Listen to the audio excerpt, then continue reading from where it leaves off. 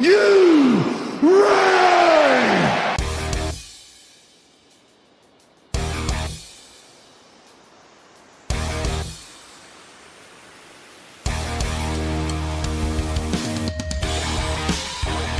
This is the D-Generation cliX podcast with your hosts, Who is Ravage?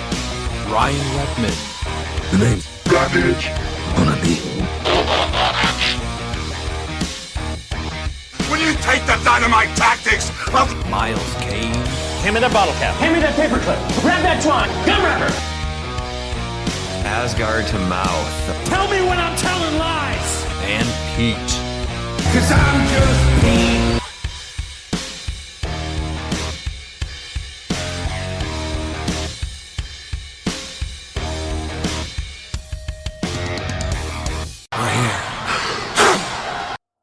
Welcome back to the D-Generation cliX podcast. I'm your host, Ryan, and with me as always are my co-hosts, Miles and Pete.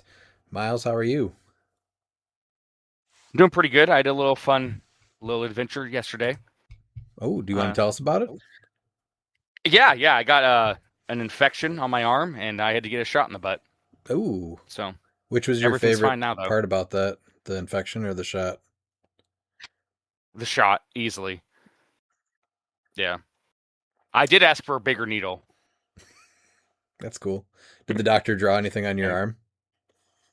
Yeah. He drew a phallus shape. You know, it actually looks like one of those. What are those called? Oh, you know those Shafts? really long oysters. Yeah, it's shaft. You know those really long oysters. You know that looks like Yep, You know what I'm talking about. I do. Yeah. Razor That's what it looks clams. like. Razor clams? Yes, I think so. I think that's it. Yeah, that's exactly what it looks like. It's a razor clam out of the shell. Is it a always razor? nice. Yes, that's exactly what it is. Yes, it's a razor clam. I wish I had a razor clam on my arm. Yeah, I do. But I did tell them they had an intern want to watch, and I told them to be careful that this is America's ass. So I did let them know that. And then Yeah, everything's after good. the fact, did they say that was a big lie? No, they agreed. They agreed. Yeah, they agreed. Pete, I am in the any, heartland of America, Oregon. So I don't think that's the heartland. That's like the armpit. no, the butthole of America is New Jersey, but no, the heart is in Oregon. It's Okay. just how body works. I don't think that's true. Maybe it's like the mole on a shoulder or something. Well, I mean, Oregon anatomy is crazy compared to the rest of the United States. So There are razor clams on arms. yes. Pete, did you have an interesting adventure as well, similar to Miles? No, I actually have nothing to add after that wonderful breakdown of America's anatomy, America's ass, and razor clams. Pretty tame week by comparison. What about over the weekend? Did you have any visitors? Yeah, we'll get to that during listener questions. Ooh. Hypothetically. Stay tuned, listeners. Well, our weekend went by way too quick. We did go see the Masters of the Universe movie on Saturday. I thought it was awesome. He-Man was probably I think it's probably the first property that I really remember loving. I want to say it was like 1985 that cartoon came out. Does that sound right? Or 87? Way 87. before that, it was 82, 83. No. The Yes. Masters of the Universe Yes. cartoon? No. 83. Yeah, the cartoon first came out 83 to 85. Yeah, it's 83. It's old. Well, I'm old too then, I guess. Because I used Yeah, to it's watch fine. it I mean, on TV. I did too. And not that 2002 crap. Oh, no, definitely not. But I had a ton of those figures. I think I've told the story on here before where my mom made me sell them for 50 cents each to buy NBA Jam for the Sega Genesis. And I think about that very frequently. Well, at least you got some kind of money for it. Mine were just given away. I did find actually my Beast Man and my I think it's the bee guy. I have those two left. Buzz Off, I think his name was. Yeah, Right or sounds no? about right, yeah. I think it was. Yeah. Is that right? Buzz off, yeah. Yeah. Mhm. So that movie was awesome. Very happy, and Oliver was super excited to watch that movie too. So seeing his excitement with it was really cool. But then last How do you night's compare it to the first one? Masters of the Universe. Yeah, The Dolph Well, Lundgren one. yeah, Oh. Dolph Lundgren one. I don't think he is not interested in anything that's older than him. So No, I'm talking about you. How did you compare this to that oh, classic? I thought you were talking about him. I'm like, I wouldn't even No, I bother know, showing yeah. him that movie. Yeah. Yeah. Well, he it has wouldn't get a into young it. Courtney Cox in it, so it's got that going for it. Yeah. I did like it though. I don't remember how many times I've seen it, and it's been a while since I have seen it. But I thought it was a cool movie at the time. But I mean, going back, I don't think it really holds up, right? What was So I the rewatched it, and I think Skeletor looks better in 1987 than Jared Leto as Skeletor. Well, at least we didn't have to see Jared Leto's stupid face, right? So you That's totally don't even think it's him. You can't tell it's like his voice, his face. The whole body is CGI. So I mean, it's like Tom realistically, Cruise. I didn't Tropic think it was Thunder. him. Yeah, you really can't even think it's him. Yeah. Last night though, I watched Mortal Kombat 2, and holy shit, was that bad! Like Yeah. everything about it was bad. I really liked the reboot that was 2 or 3 years ago, and I was so excited for this movie. And I don't remember the last time I was this disappointed. It was terrible. Did you Oh, see you talking it? about the new one? Oh, the new one, yeah. Oh, I thought you were talking about the old, the Oh no, original. second Annihilation Mortal was a Kombat different movie. type of bad, but like this is like I want to say Annihilation was so bad. This was almost as bad. I mean, So this is what's crazy about you saying it's bad. So my sister-in-law, she's never seen any of the Mortal Kombat movies. That was the first Mortal Kombat movie she saw, and she said it was amazing. What? There's Yes. seriously nothing redeeming about it. Like they pointlessly like retconned a bunch of stuff from the first one. They're like the acting's terrible, the casting was terrible, the script, the dialogue, the costumes. Like there's nothing cool about it at all. It was just like fighting the entire time, and it didn't even make sense how they like. Oh man, I'm getting mad just thinking about it. It was so disappointing. So disappointing. I'm glad that I didn't waste my money on it then. Yeah, I've been upset that we didn't even go see it in theaters. Carl Urban. Even Oh Carl yeah, Urban so couldn't we save it, just huh? spent 5 years watching him be a badass in The Boys. 6 years. Yeah. And he's just like this like baby. He's terrible. He's like scared of everything. It's just not even close to him. It's terrible. Do you remember when The Miz was auditioning to be, or he Yeah. wanted to do it? There was like a petition or whatever you want to say. I was like, after watching this, all I could think of is like, wow, The Miz really lucked out that they didn't cast him for it. So saying that, even The Miz should have not been cast in this movie was a Okay, save for him. yeah. That's how bad it is. That's disappointing because Carl Urban as Johnny Cage did seem interesting. It's not. He's terrible. Yeah, no, that's disappointing. Yeah, I'll go back to the original Mortal Kombat movie. Way better. Annihilation's probably still worse. That movie was I don't know. garbage. Oh no, man, that's Kintaro is amazing in that movie. Well, Nationals is next week. This episode, we're going to focus on Modern. Next week, we'll talk about Silver. Tons of changes happening going into Origins, though. It's going to be a wild event. First, we have Strength of Schedule, and then the new bands and erratas, the map menu. So this is going to be just a pretty crazy event, I think. We did have one decent sized Modern event in New Jersey. I think it was 2 weeks ago now. That was the one that both McConnell and Brandon mentioned last week. So let's take a look at that one that went down at Highlander Games. So they had 18 people for this one. Now, was the map menu in effect? I know Strength of Schedule wasn't in effect for this yet because it was not live by the time they ran the event. That's what I'm looking for. I'm looking through the maps to see. The map menu is not in effect because there's still neoprene maps on here. Okay, so Who no has map menu neoprenes? here. Asteroid Yeah, X, I'm just I looking at see. McConnell's team. Okay. Oh, okay. Oh, yeah. Well, I looked at Isaac. He didn't have any. let's So go. Isaac knew about the map. Did he? I don't know. He's playing the maps on the map menu. Oh. Well, let's go over, let's see, top 8 here. So first is David Traverso with an Emma Frost force. So probably what prime Emma Frost on the sideline. So this is Kilseum cap with Mjolnir. Regular A side of Emma Frost with the Blue Lantern ring. Caveman Wally West +1 longsword. Diana with the Avatar of Animal Man. The Colossal Sinestro, Copycat, Phoenix, and then sideline was Fortify, Abscissa, Animal Man, Ares, Black Flash, and Emma Frost. So this is, I don't even remember how you bring her in, but she does not have to come in because she gets the, what you share the standard displayed, right? Just displayed damage power.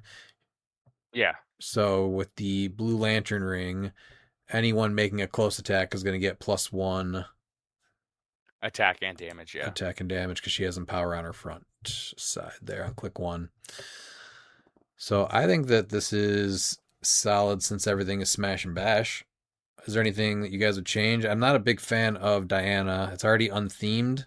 So Diana with Avatar of Animal Man, I think that's worth changing to Zala at this point. And then, Yeah. I don't know. Well, you're giving her hypersonic speed, so maybe like that's why he's using Okay. Diana, because right. I still think it's better to have you save 10 points and then you get the Amazon sword though. I mean, maybe. I just know like I've went up against a few Zalas where they completely missed their attack, and they and they're even like, I'd rather pay the extra 10 points. But No, that absolutely happened last night. In our event, when we played last night, Looper came over and crit missed the opening alpha. And so Zala was just hanging out there. And he's like, well, she's dead. I can't even get anybody else over to help her right now. So, we've said it 100 times, right? Like, I don't want to roll dice on something like that. Like, so I get it. If you're going to go that way and you fall into I'm going to absolutely miss this attack every time, and my whole game is going to get derailed after that, then yeah, play Diana with the Avatar of Animal Man with hypersonic. And then Absolutely. I guess probably trying to bring Captain America over then once she hits. He'll get the +1 attack if you can drop it in the Kilseum. I don't know. I still think that I'd rather play Zala personally, but the rest of it's pretty classic good stuff. Yeah, you still have 2 TKs with Copycat and the Fennec, so Diana brings over Captain America, and then you can still probably get Caveman Wally West over there, because that's what 1, 2, 3, 4. Nope, that's too many actions. So no, that's basically about it. So And then probably still a great Alpha Strike. Sinestro and Emma Frost is still back. good. Yeah, Emma Frost is still really cool, and bringing in the Prime Emma Frost is super cool use of her. Mm-hmm. It's always nice to see more primes played. Also had 2 symbiote surfaces and a coffin for the train markers. All right, what about the 7th place team? All right, in 7th place, we had Rolando Rivera with Cable Crew going 3-3. Oh, that's pretty funny. They have almost identical. The 2 cable teams have like almost identical points, 954 and 945. So the first one, we have Prime Cable with the Universal Weapon, which is like the go-to at the moment. Mr. Sinister Chase with the Sinestro Core Ring. Nico Minoru with the Bloodstone. Zala with the God Killer Sword. Dormammu Legacy and Trisentinel Legacy with Animal Man. And Fortify, Spectral Armor, Bolts of Balthak, Images of Icon, Shield of the Seraphim, Abscissa, Animal Man, Beetlejuiceberg, and Mimic.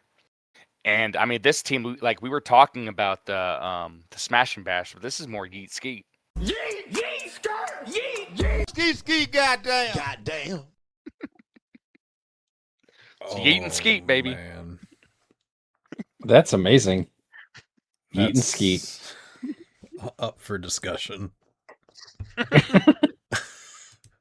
Prime Cable. That's like, you know what? You don't want Smash and Bash. You want to play Cable? All right, we're yeeting and skeeting, baby. That makes me not want to play Prime Cable anymore. You don't want to yeet Yeah. and skeet? No, I do not want to. Mission accomplished.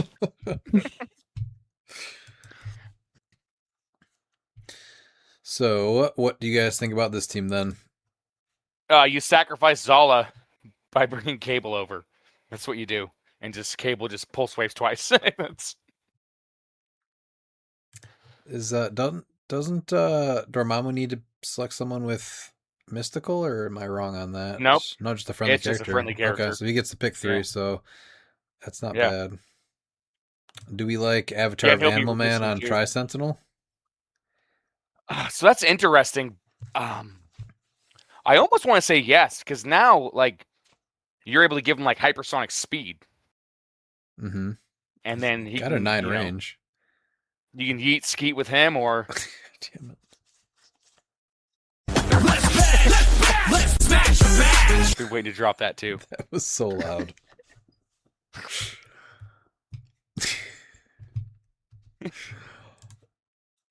It's not bad. It is an interesting play. He's got sidestep But- and 8 range. So 8 range hypersonic. He's 9. with 8 range. So he had- no, sorry, 8 speed hypersonic, 9 range. So he's shooting 5 away at least.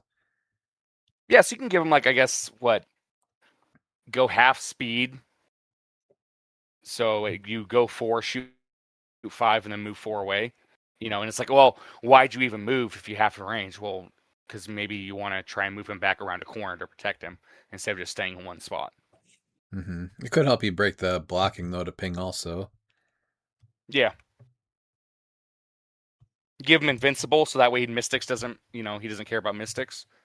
It's an interesting, but just know, I mean, well, now Tri-Sentinel's 25 points, it's like, he's just not good at 25, Does it make more sense to have him on Dormammu so that he's got some kind of reducer instead of just Mastermind? Maybe. But I mean, Tri-Sentinel with the Invincible, because you can pick Invincible and then like Pulse Wave, and Dormammu can choose him. So now as long as you don't roll, ignore a 5 or a 6, you're going to reduce it with Tri-Sentinel. Give you a better chance of making like a good Pulse Wave with a 10 attack. I guess.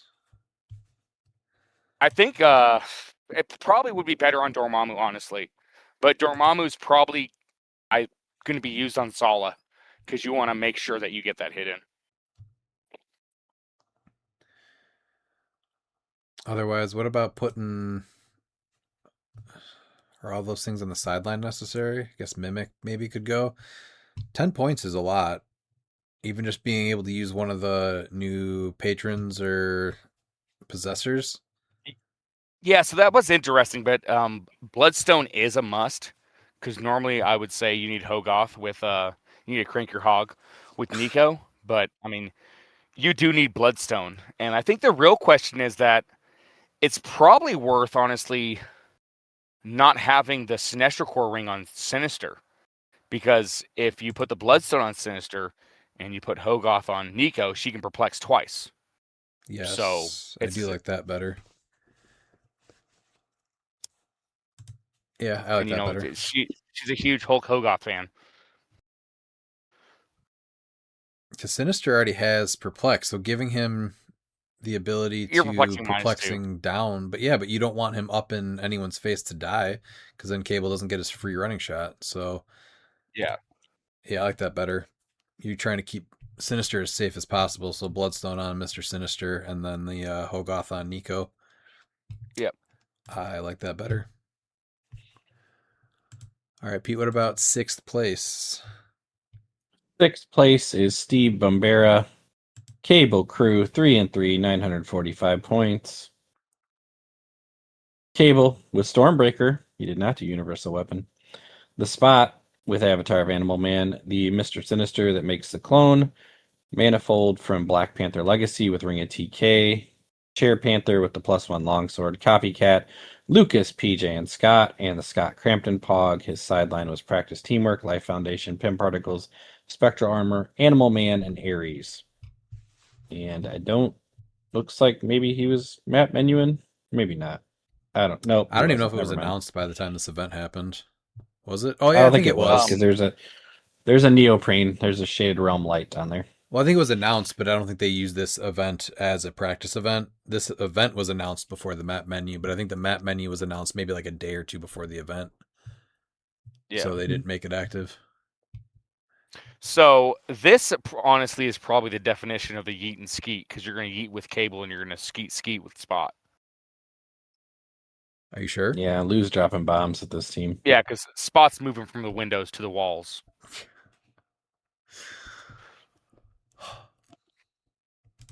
Yeah,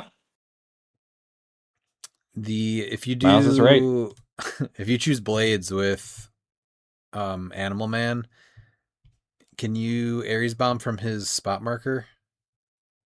Well, sure, but you're not going to be able to damage anyone with it because you have to be adjacent to opposing characters to do it. Yes, it does change now. I'm just trying to think if there's any. So you're just using hypersonic, right? Yeah, if he picked hypersonic, yeah, he would be able to then like move to spot marker and then end his hypersonic speed adjacent to like some support pieces and then blades. Then you could Ares bomb because each time he would move, you move to the spot marker. So yeah, but if he hypersonic speed. Well, if he's got hypersonic, then he doesn't have blades. That's a good point. Yeah. It's the best point. Well, yeah, but we're talking about this is Lou. We're talking about. He's cheating. He's cheating. He's yeeting. He's skeeting. He's cheating. All right. If you ain't eating, you ain't skeeting, and you ain't cheating. That's right. The Stormbreaker. Eat, skeet, and cheat, baby. I hate you guys both. The Stormbreaker on Cable giving the knockback. He did say he really did like that. I still think I like personally the universal weapon, but this is not bad. He's got the penetrating damage for the knockback then, because one thing that Cable says, you have to actually take the knockback damage. So if you have toughness, you're not taking any knockback damage, so then you don't take 3 knockback damage. Yep. So with this, as long as you don't have invincible, you will take the 3 penetrating knockback damage. So I think that's a kind of a cool interaction. And that would get through stop clicks then and all that, since it's knockback damage, not from an attack. So there's definitely some perks to having that on Cable. Otherwise, the rest of it's pretty well thought out. Manifold on there. He's bringing Manifold, Cable, Practice and teamwork Spot? with Cable. Yeah. Do you think Spot would come up too? Practice teamwork. I think practice teamwork has to be for Cable. Spot, I don't think is worth. I think that you just move his marker there. He's got passenger 4 though. 3, 4, yeah. Yeah, but you can only take a power action after being placed. It's just power make an attack. So Spot wouldn't be able to make an attack and then move. Yeah, okay. But I guess you could carry them both, and then he could take the free action, maybe do the flurry. So you're able to get an alpha with Cable twice, because you can do the free running shot and then the practice teamwork attack, and then you can get the flurry from Spot. So that's 4 attacks right there. And he's got Copycat and the enhancement off the Scott Crampton Pog too. So he's probably trying to pull that off. Yeah. And then he's got a 6 damage with Cable. Yeah, he's ripping that band-aid off when he pulls it off. 6 Pensai with Cable with 3 penetrating damage after he hits. No, Shape Changer, Super Senses, or Mastermind. Or Mastermind, yeah. Yeah.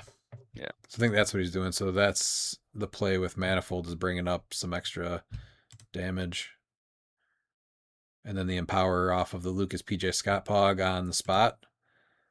Yeah. So he's got 4 damage up top. Oh, and then you could maybe 5, because that's when you pick close combat expert, since you're just going to be flurrying. And if you wait to go up, Copycat could have Empower also. Yeah, I think what he's actually doing is picking which way he's going and taking Copycat up to double it. Right? Because Copycat would either gain the enhancement or the Empower. So depending on which way you're opening up your attacks there. Well, it's constantly... You could have Spot constantly checking going for 5. So if you leave her back, she can have the Empower off the Lucas PJ Scott Pog. Now he's doing 5 damage with his flurries. Then you carry up with Manifold and Cable with Copycat and Scott Crampton because she's got the Passenger 4, and now you can do the crazy damage with all that. So you can do both in a turn easy. Yep. Lou's dropping bombs as usual. Yeeting and skeeting, baby. Coming in 5th is Nathan Ortiz with the Captain America crew. This is probably the Colosseum cap. Or is it past Avengers? It is Colosseum cap with Mjolnir. Adding to that, Prime Cable with the Universal Weapon. Mr. Sinister. No equipment. Zaladriel with the God Killer Sword. Space Ghost with the Bloodstone. And a Phoenix Pog. Bolts of Balsac, Fortify, Spectral Armor, Abscissa, Ares, and Mimic on the sideline. He's doing both. Not only is he smashing bashing, he's yeeting and skeeting. That's what everyone's doing now, it seems. So a little bit I can't even say it. Yeeting and skeeting? Not gonna happen. You can say it. Nope. You can say it. Debated for a second, and I will not be doing it. I'll do it for you. Great. Ski, goddamn. Goddamn. Can you at least give us a skirt? No. Oh. I feel like we're going to be cooking up some bets here, and somebody's going to be skirting and eating. So I will say his points were a little bit lower for going 4 and 2. If you look at the 790, 6th and 7th were the 950-ish. Mm-hmm. So I don't know if it. He obviously did well. It just doesn't seem like it. Well, it's because he had to decide what to do. And so, yeah, I mean, you're either smashing, bashing, or yeeting and skeeting. And I think right now we've seen that yeeting and skeeting so far it's taken over smash and bash. And a little bit of skirt in there too. So Zala carrying over Captain America. Yeah. Yeah. I guess. Zala skirting over with Captain America. Got it.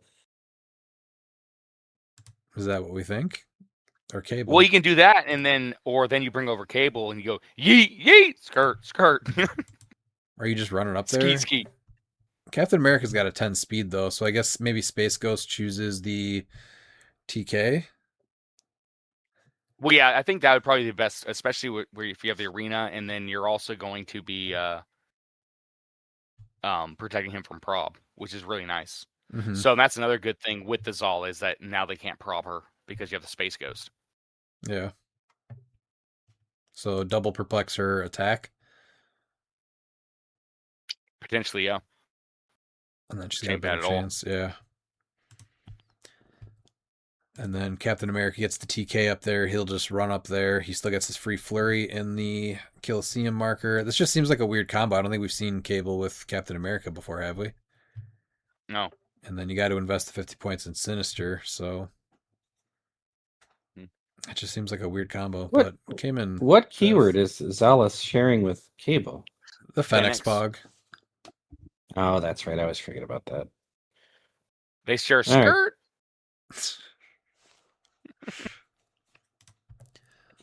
All right. How about 4th place? Yes, we have Michael Corbin, was the half breed from Underworld. What? That's a nice reference. Yeah. You never watched Underworld? Underworld? Oh, I fell asleep with that movie he's right. in college. Really? Yeah. Oh, man. I love that. Well, I wasn't a vampire nerd. I was doing other stuff. Sorry, guys. Oh, it's Michael Corvin. My bad. My bad. It's close. Except it's close enough. As the master of how names work, it is now Michael Corbin. Master of how names work. You know, it's kind of my superpower. We have Dark Side Troop, which is sort of like the Goof Troop. It's not like it at all. Absolutely is. Dark Side taking the place of Goofy. the Legacy at 195 with the Venom Zax. I remember The that Apocalypse episode. Planet. Yeah, it was amazing. Where he went and it's when he took Max to the concert and he taught everyone how to do the perfect cast. Uh-huh. Yes. You know, do the perfect And then cast, he Dad. said Yeah. at the end, Goofy was like, "Die, die, die for Goofy." Yes. Singing Eye Yeah, to it was Eye. Is wild. that what the song is? Eye to Eye? Yep. Yeah. Yep. They saw eye to eye. They did the perfect cast though. So HC Units hates your Goof Troop reference so much when you click on it, it changes the name to Darkside Tentpole. Well, yeah, because they don't. This is the problem. Is because like DC doesn't own the rights to Disney. That's So true. They this is the don't. closest we'll get to Goofy. The Apocalypse Planet. We have Prime Baron von Strucker, and then the Parademon from the Apocalypse Kid as well, and the Fortify, Beetlejuiceberg, and Mimic. So Tell us about the team. What are we doing here? well, first off, Max is a bad son, and no matter what Max thinks, he'll always be his little boy, and he can try and run away, try and get his girlfriend Roxanne, but he lied and said, "Oh yeah, no, I know him.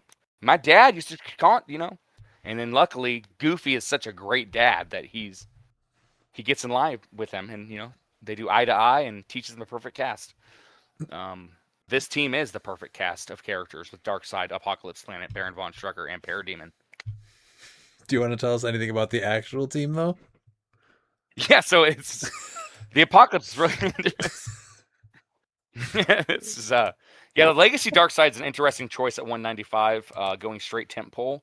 But I mean, you do have the Parademon. Can you tell me more about the straight 10 pole specifically, though? Yeah, that's what I'm getting at, because he has the one thing when you make a range attack with a single target that ignores everything. And he's got 10 range, but you go in a single target. The attack can't be evaded and damage dealt can't be reduced below the target's click number. So pretty straight tempo. Now you're able to, yeah, I think so. It's got one of the coolest portals, boom tube portals, where it's like half like sticker Parademon and half miniature Parademon. Oh, this is an awesome Legacy piece. Absolutely is, yeah.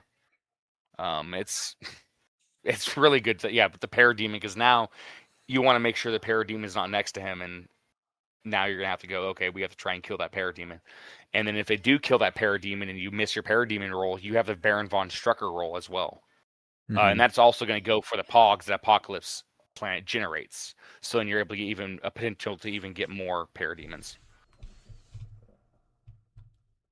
And then you're not even mentioning the Venom Zax, so he's got 6 damage. That's right. No, top. That's why I was saying, because the Omega effect, you can only do it against a single target, and the Venom Axe allows you to then target 2 figures. Because that's the one thing that was holding him back at 195, and that's usually what hurts tent poles is you can hit one thing hard. Mm-hmm. And this that alleviates that a little bit. Yeah. I think the only thing that he does lack, though, is a TK. Even the guys that come out. He doesn't need it. He doesn't need TK. Why not? You have the Apocalypse Planet. The Apocalypse Planet creates the boom tube markers, and you generate a boom tube marker within range. Yeah. And then at the beginning of your turn, you can place a friendly character with the Apocalypse keyword into a square with a boom tube marker within range. So just keep it so close, turn son? 1. Just put it in, what is it? Well, he has 10 range with sidestep. Right. So that's within range is 5. So you place it into square 5. Right. And the next turn, you just place him there. Well, you're going to be playing on a small map, though. So how far do you need to... Where do you actually want it? You only want to be able to go to... What, 6 square out? 4. Or, sorry, 4 out, yeah. Yeah, so, the square 5. 4 squares away from you, but yeah, square 5. Or actually, you would put it 6 out so you could sidestep back after. Yeah. Yeah, I think you're going to 6 and then sidestepping back. And then it's not even his printed damage. It's just so the Parademon that he has is enhancement. So he's actually going to be able to do 7 damage. Oh, that's right. It's not printed.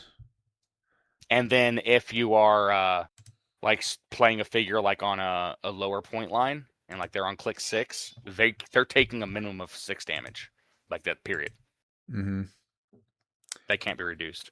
Do any of the guys that he brings in have enhancement? Yeah, Glorious Godfrey. Yeah. Glorious Gilbert coming in with enhancement to give him Yep. 8 damage with the Parademon. Glorious Gilbert Godfrey. I I tried to remember do him his in Goof voice. Troop too. Yeah. Yeah. Let's hear it, Miles. Go It's for it. Aladdin!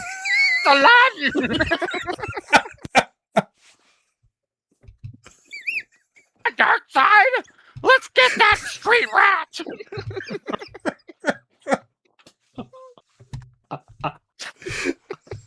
Oh man, this is an awesome team, and it was worth it just for that moment right there. Uh-huh.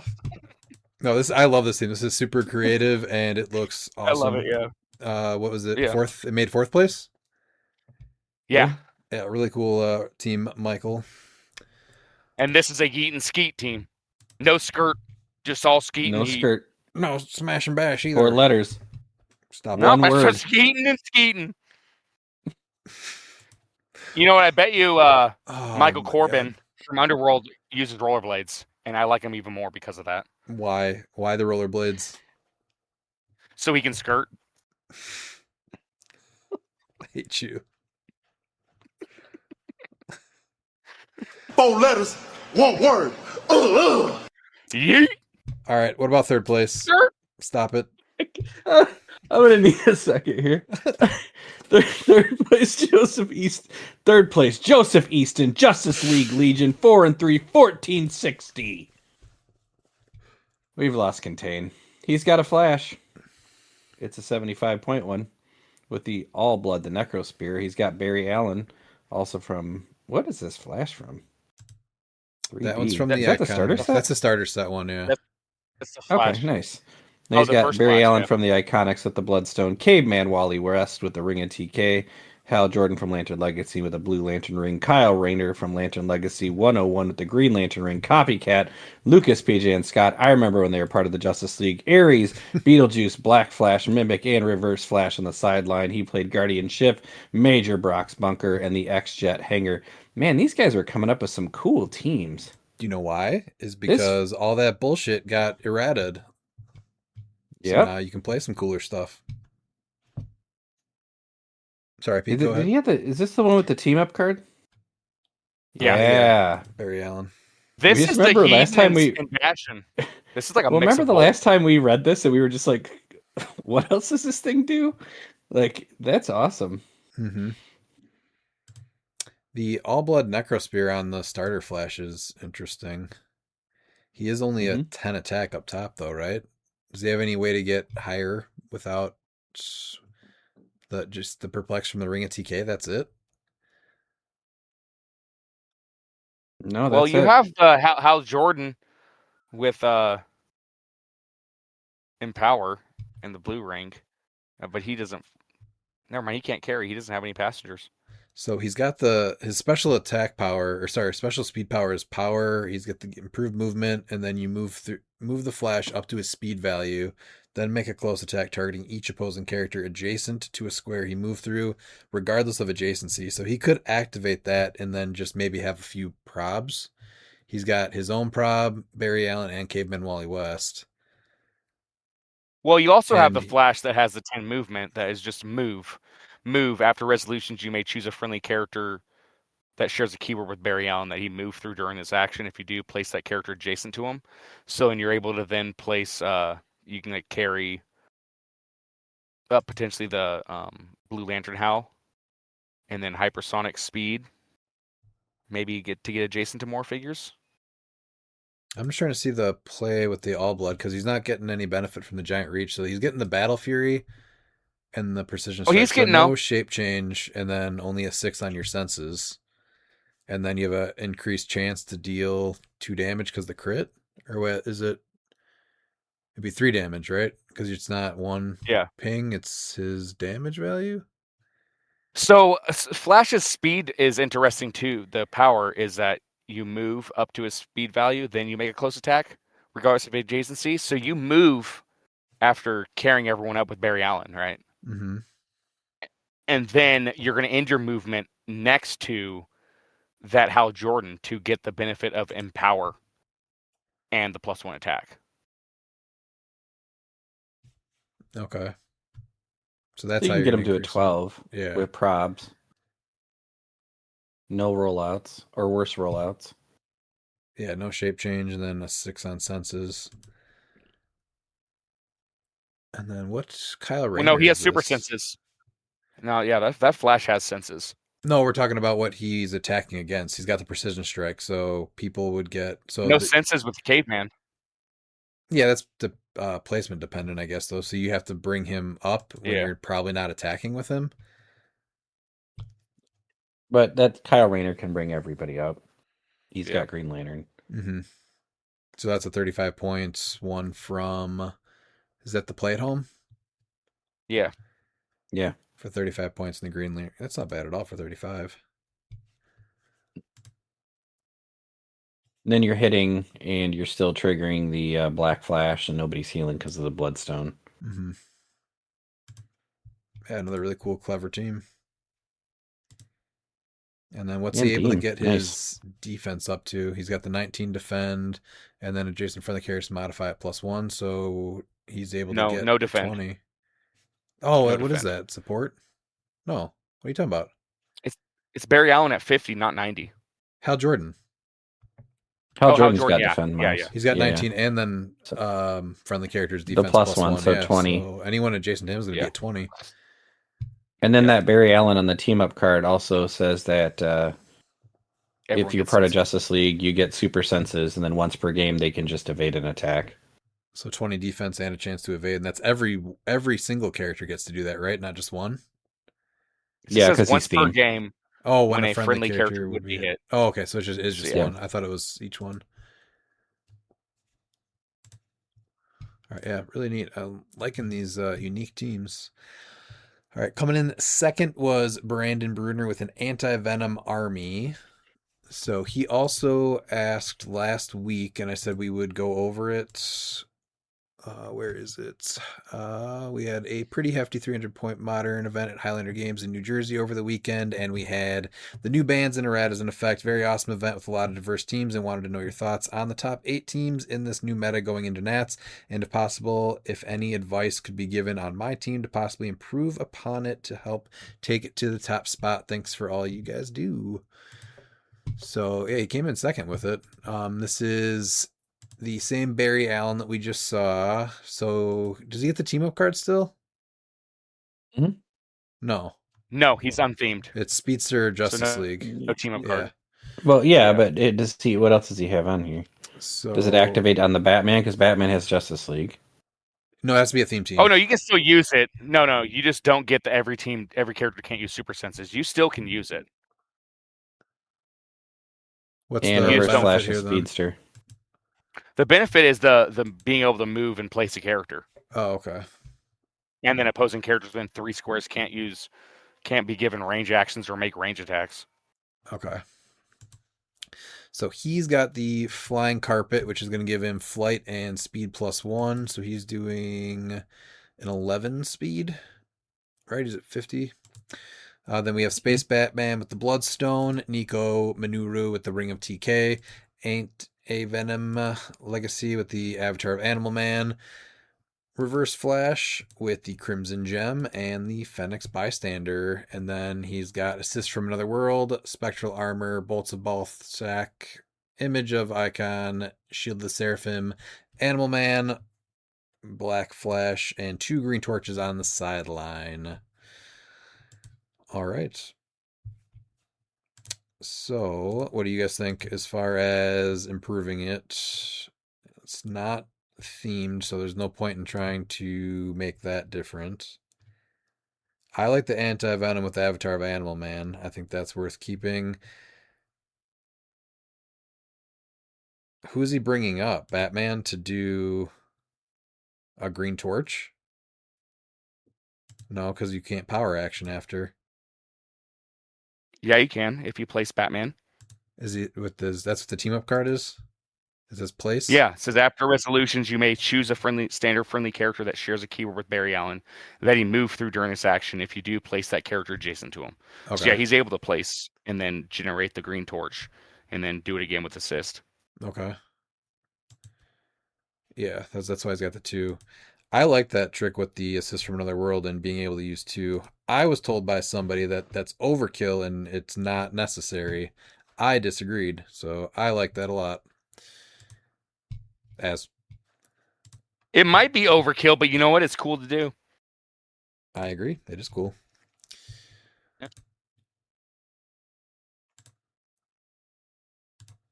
Absolutely, yeah. This is a great team, and then yeah, giving Anti-Venom the avatar of Animal Man for the movement attack is great. And then he still has the TK from the Fenix, so I'm not sure who did he lose to. Just He lost twice, I think, both to the first place. Yeah, he played him in round 2 and lost. So those were his only losses. Were against Isaac's first place team, which I already know what that is. We'll go over that one in a second, which is not an easy team to deal with. So it's hilarious because it was a team that when Eternity was shown, I was like, this needs to be played, and I'm so glad somebody played it. is there anything that you guys would change with like the Patron again? But again, I don't know what you're taking off of this team to make room for anything. No, and I would say Bat, but the problem is that like his loss was against Eternity. Eternity can just move one of the bats or move the figure that he wants to attack away from a bat, so it's a moot point. So Well, you'd need a no, second it's one just too, right? You have to be adjacent to 2 or more. yeah. So yeah, you need. And you he's have got to no have way. He's two. got no ring to make another bat or another 5-point bat. The Yeah, only so thing he'd he's got is if he wanted to take the 5 points off Barry Allen, right? I don't really see any other changes. No, you'd have to take that off and then take off spectral armor, and I don't think that that's worth it. Yeah. I think the best thing you do is it's like this is a team where okay, like we lost to this one team. I don't think you need to change anything because I mean, I'm going through it to see if let's see. So Isaac went first in the first game, and then I don't know who went first in the finals because they didn't put that. But I mean, that could be it where you're like, okay, if I go against this team, like I have to go first, or they're gonna get me. What was did Isaac just kind of clear everyone that event? Yeah. 105, 300, 275, 300, 300, 115, 300, 300. Yeah, so I mean that was just a really crazy team to have to go up against, and I think it's Yeah, because you can't multi-target, so you're screwed. Like that's the entire point is you just have to hope that is he able to he one-shot misses that back. Batman then? Because I feel like that's really the biggest play to deal all the damage, right? Is try to get that green torch in on that team Let's specifically, see. because then you can attack with green torch, and then you get a free quake, potentially Yes, hitting you more of can. the parademons. Yep. Yeah, you one-shot him because he doesn't have a reducer. So if the Isaac goes only first, he just sees through him and makes sure that he gets Batman. So you know what I do then? And then he's gonna be able to outwit. This is what I would change here, Brandon. Take off the flying carpet and the head terrain or one of the symbiote surfaces maybe, and put on the bat cowl so that you can't get Batman sniped. Yeah. Because that'll block lines of fire to him. Because I think that's your biggest play. Barry Allen, can he get? But so this is the problem is that he doesn't need line of fire or anything. He just places a character, so he just places him. You can block, yeah, but you can like block stuff so that you couldn't. So you have a body block, yeah. You'd have to like barrier around, which is gonna be you have to do Phoenix to barrier around. There's a way to make it not happen. And then, yeah, that's gonna be, and then he can also one shot Barry Allen, and he does have outwit with him. Yeah, it's gonna be tough, but if you go first, I think you have a really good shot. The only problem is, I mean, he's hitting for 6 damage because he has those parademons to bump him up to 6. You could put spectral armor on him though, right? Yeah, maybe that's what you have to do is use the spectral armor Batman instantly. Batman or Barry Allen? I think that you go with the cowl Batman as a terrain marker, and then you put the spectral armor on Barry Allen. and that's what you need to get off. Yeah, with some barrier and everything. Yeah, it will take some placements, but yeah, that's going to be you have to protect them the most. So, yeah. And then Green Torch is doing what he can, and then the next turn the other one comes in. I think that's his best bet because he's not going to get through one full point Green Torch. No. And then you No. have what's the range on the Colossal Quake? 3. 8. The base is you got a 3 in each direction plus the base, so it'd be a 8 square. Yeah. Because you have to make the parademons targets. I guess we can go over Isaac's team so people know what we're talking about if they haven't seen the team yet. But I do like this team a lot, Brandon, and that's really the only change I would make, and that's specifically just to go up against what you did. But I do think that we're going to see more of that team. You know, everyone's going to see that Isaac did really well with this team leading into Origins, and I'm sure people try to replicate it. So this is definitely a team to keep an eye out on. Yeah. You want to go over Isaac's team? Yeah, it's a funny team. So he has Eternity with Animal Man, Apocalypse Planet, Mogo Planet, Umbrax Planet with Avatar Phoenix Force, Parademon. The 2 Parademons from the LEs, the ones with the Empower, one with the long sword, and then he has 3 Parademons from the Apocalypse set. One with the Ring of TK, one with Bloodstone, and one with Bag of Holding, and then a Copycat Pog. And then he has no sideline. Oh no, never mind. Yeah, he does. He has Mind Gem, Abscissa, Animal Man, Black Flash, Phoenix Force, and then Reverse Flash. So, yeah, this is Eternity having every keyword, which I still think he needs to pick one. I don't think that he shouldn't be like white shirt. He should be more like black shirt. Because now you're going to be able to get all like he now has Apocalypse, so now the Parademons are going to be targeted instead. He shares all the keywords for the planets. Yeah, it's just you got to hope that he rolls bad for the Parademons, and you still have to get through 5 of them. 1, 2, 3, 4. Yeah. 4 or 5, yeah. That's what I'm saying. If you can make a bunch of them targets or hit at the same time, so I think your best bet is trying to get those green torches in there, make as many Parademons targets through the Quake. Oh, they have toughness though. Does he have exploit on his top? No. That's rough then. Because even that's not going to do it. But at least if you make them targets, can he still make them the target of his attack? Well, actually, no. You can't Eternity even do can't that. be the target of an attack with more than one target. So you can't, yeah. So do you really just go after all the Parademons? And just have... You have to. And first? like, yeah, because he only has a 10 attack, and you're going to be able to get him with he's going to be able to get an 11 attack, and then Apocalypse can have, so like, yeah, so that's where it gets tougher. You just have to hope that he rolls bad, but this is a team that I think that we're going to be seeing at Nationals. It's definitely a meme team, but yeah.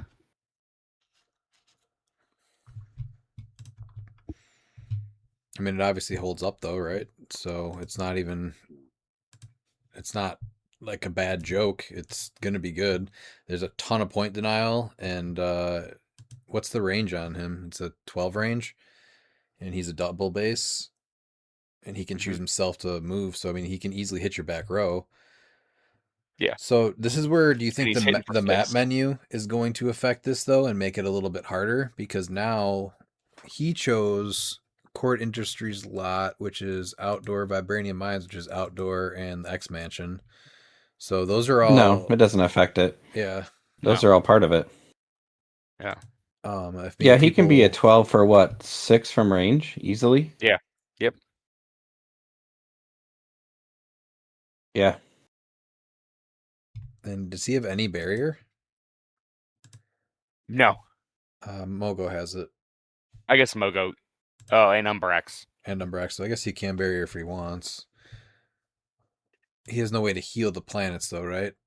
Except for Umbrax has Avatar Phoenix for the regen and poison. Yeah. Yeah, so I think that's it though. You just have to change up the. You got the dumpster fire too. I think you take that out as soon as you can. Yeah, you have to. Yeah. Yeah, this is it's a team for sure. I think it's amazing. This is just one of the things. It's one of those teams like ideas where I throw out in our chats that's just dumb, and it's so awesome to see this tech actually being used. Kudos to Isaac, knowing this is the secret sauce. I love it. It's got to be frustrating too with all the point denial and all the work you have to put in just for like 15-point parademons at a time. Yeah, so the only answer to this take hitting eternity, you need Venomax, because if Parademon moves adjacent and then becomes targeted, so now you're like, okay, well now since he's adjacent, now eternity becomes. So that gets around the can't be the target of an attack with more than one target, because there was originally a one target. So Venomax does get around that. And so yeah, it's the team I think you have to go first against, and if you have Venomax, then you're good. But even then, like, you have to deal a decent amount of damage. You have to deal 6 damage to him, or 7. What do you think he's doing? How much does beat? Go ahead. I was gonna say with Avatar I have of a Animal follow-up Man question. on him. With Avatar of Animal Man, do you think he doesn't need hypersonic? You might do it, yeah, just for fun. Close combat expert. For Then he's just whatever, I guess. regenerated. though. Yeah. Oh, Regen was yeah. needed. Stealth. Impervious or super senses for some rollouts. Yeah, okay, I can see that then. That makes more sense. Okay. What were you gonna say, Pete? What does Beetlejuice do to this team? Because honestly, that's the one thing that this event did not represent a ton of Beetlejuice, right? Perplex. So does that affect TK. this? No. So some of the planets are shut down, right? Some of their extra free stuff. Yeah, but like the only thing it really shuts down is his free place, his team player, and then going through these other free actions that he has. Yeah, like Apocalypse can't make his the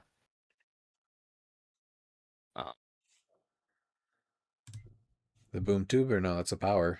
The bystander. Yeah, he can't make the bystanders. Yes. And the boom tube is an interesting one too that you can probably use with him to use hypersonic speed to do in close. Oh, because they'll have the keyword to be able to do that. But why are you doing that though? He just is going to see through everything anyway. Yeah. Well, you can do a close attack through walls and everything, you know, to get to, especially if you're going against Juice. I guess it doesn't matter because you can't use Animal Man anyway. The Parademons all have enhancements, so you want the range. Yeah, it's no, the two Connellys don't. They have Empower. So what you honestly need for this is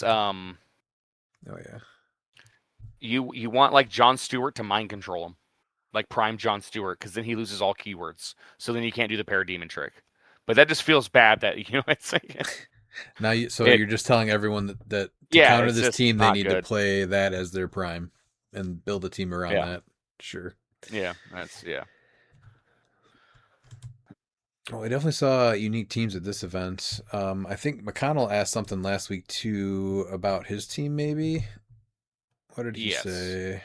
He said, "We played a poster at a modern event this past weekend. Thoughts on my cut missing team?"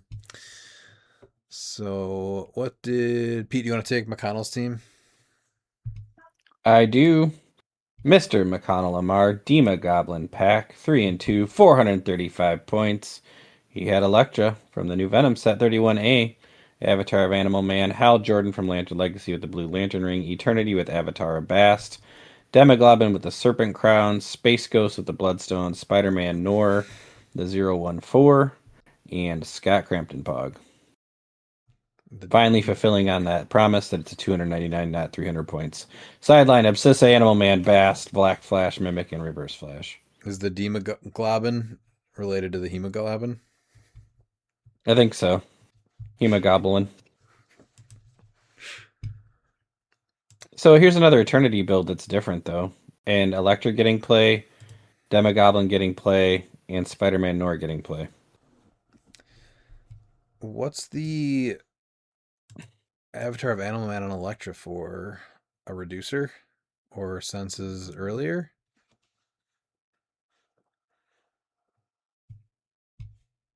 Oh, you know what? I'm sorry. I thought Hypersonic. this was the Prime. What is she doing then? No. When Electra hits, after No, resolutions, hypersonic. give each hit character an action token. Then those characters unequip It any unequip 'em. equipment. Oh, I would just And then never sidestep play her for stuff. 60 points because I do not like her. So I had her in a sealed game. Yeah, I guess her mobility was an issue. I guess, would you invest 60 points into that, though? I mean, McConnell, I understand why you didn't make cut, but Well, also, so I was trying to see if maybe strength of schedule would have helped him, but it doesn't. His opponent's overall record was 9-14. Yeah. So this is You had an where idea. it Didn't work out. no, but this is what's interesting is yeah, because like that's what sucks. so I too think he's about that got it didn't a help lot him. of ideas that are neat, but they don't mesh together, and there's not enough strength to do enough damage. Does that sound about right? Yeah, it's very interesting. I Eternity think with maybe with a few. Eternity needs enhancements to do more damage. What's the big play with Demogoblin? Because you're putting an extra 10 points on him for the Serpent Crown. Hit characters can't be given action token. If a hit character can't be given an action token, that character can't use defense powers until your next turn. Yeah, that doesn't do anything with the Serpent Crown, though. So 55 points No. for a 10 attack, 11 because of the range combat expert. So Yeah, instead so of that's him, where honestly the Ravencroft Institute actually works better in his advantage because you can't give someone action tokens with Battle Fury when you hit, and he has dual target. right, but that's not going to work with Serpent Crown when you're trying to mind control, also. So I think that No, that's something you and can yeah, take off. but now you have to figure out how you're going to get him to do it close because he's not going to be able to take a range attacks. Right. So I don't know. I just So don't yeah, think that it's works. And if you're going to play yeah. something like Electra, you just need a lot more offense. He's got the defense with Hal Jordan for Eternity. The placement, free placement, can allow the Well, you you can free get his place attack to Spider-Man 12. Noir. Yeah, but what's his damage going to be? He's got one enhancement with Scott Crampton. He does the free placement on Spider-Man Noir so that he can get the shape change from the smoke cloud. So Eternity is going to have a 20 defense, be in hindering terrain with shape change. So like that part's nice. But that's what I'm saying. I think you need to go more into kind of like what Isaac did, where you can deal a lot more damage. I like that he went a different direction with the high defense, the shape change, and the smoke cloud. But he's not like the attackers to back him up, Demogoblin and Electra. That's just not there. The rest of the team works fine. You just need way better attackers to play the rest of the team. So I think it's really just there's a lot of different ideas and they don't mesh well together. Yeah, some of his wins is very interesting too, going down the line. Like he was able to take out a rogue Hydra team.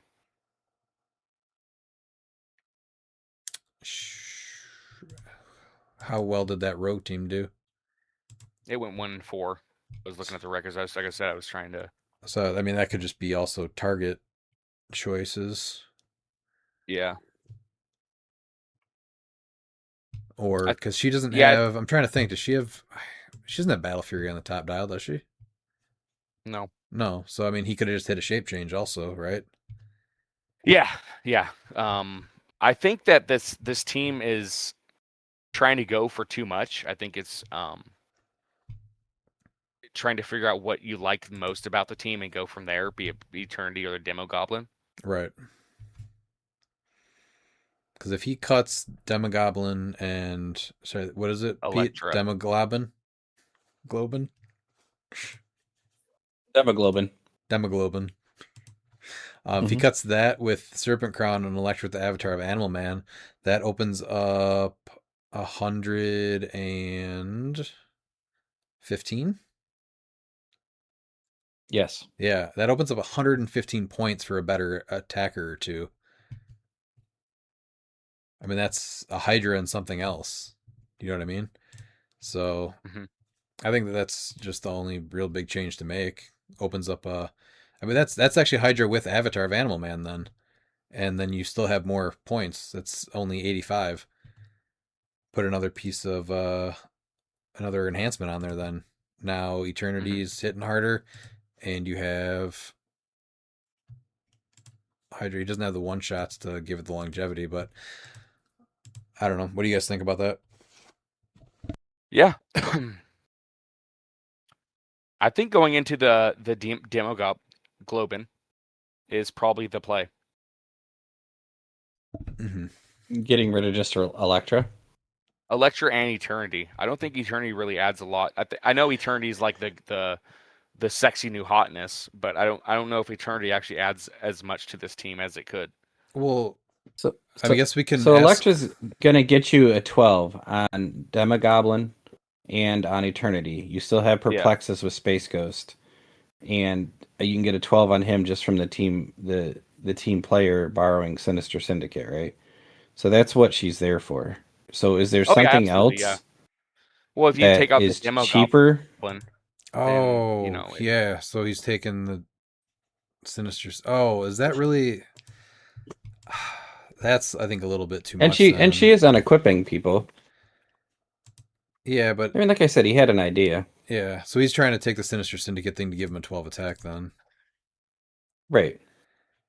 I feel like it's cheaper So just to I do mean, Perplexes with a Hogoth or something. probably. I think he just wanted to So play an Bloodstone Eternity comes team off with a as good defense. Yeah, so you put your Hogoth on the sideline. So you just get rid of Electra, right? So you get 60 points. You free up Animal Man, which can go somewhere else. If you want to stay with Demi-Goblin, that's fine. So you then put Bloodstone on whatever else you replace an Electra with, and you put Hogoth on Space Ghost, right? So he then can perplex twice. Mm-hmm. well, he and can already crank his perplex Hogoth. twice. So that doesn't help him then. So what else are we doing then? You just want another attacker for that point, Revan? Is that what you're thinking? So honestly, you go with the 35 point 400 miles at 35. Okay, we'll go with that. We'll give him Mjolnir, and then if you Okay. really want the Sinister Syndicate, then you're going to play the 10-point Prowler Pog. So now you're going to be able to get these benefits of having the miles, you know, be able to just wreck shit, as well as Eternity, and still with the Electra as well, and you're able to still get the Sinister Syndicate to share that 12 attack from Electra. Yeah, I just think there's better ways to go about what he's trying to do, and taking Eternity off the team totally changes what I think his main goal was. I don't think he's... Yes, if we get the Prowler Bystander, and then, you know, obviously the best 35-point piece currently is that, but actually you'd also lose the Serpent Crown, so you could probably even main force Reverse Flash. Doesn't that sound a lot better? And then it does, because then now you can give him the chain, and then you're still going to have 5 points left for like a one-shot. Mm-hmm. Yeah, I think I like that better. Yeah. And he still gets to play the Eternity thing that he was going with. Mm-hmm. Yep. I think a really cool idea, but I agree. I think either it's Demoglobulin or Electra's the problem. Yeah, no, you can't give him the chain because you only have 5 points to play with, because the 10-point Serpent Crown is going to turn into Prowler Pog. You're going to put Reverse Flash, and then you can give him a 5-point equipment, which is a few of those. Flying Are you Carpet still to give him trying flight to if you want. do? Are you still trying to do a 12 attack though to give Eternity that? Yeah, with Prowler. That's why you have Prowler, to get the Sinister Syndicate TA. What's... But now you have Reverse Flash.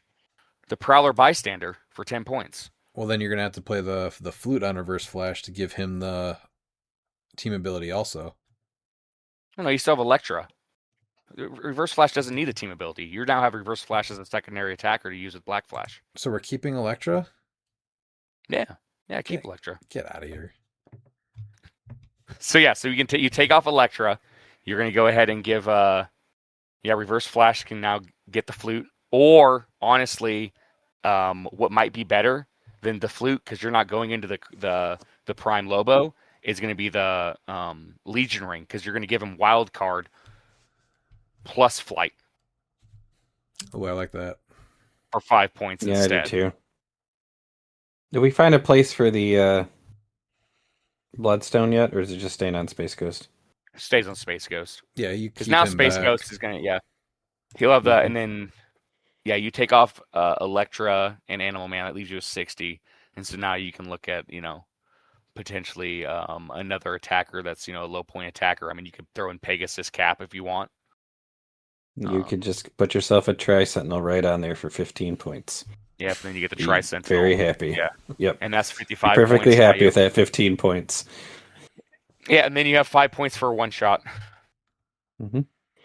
I mean, you can even give Space Ghost. You can even do Resolve with Space Ghost to protect him, because that will also be able to protect Eternity. Because the change to Resolve, they're able to reduce by 1 plus penetrating for the turn if they have willpower.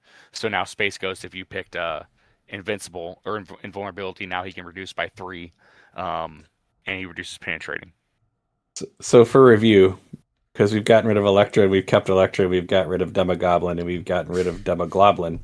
And we've Yep, put them back on Demogoblin the and team. Electra are gone. Those Okay. figures no longer. Yeah, so those you're getting Reverse Flash on there with the Legion Ring.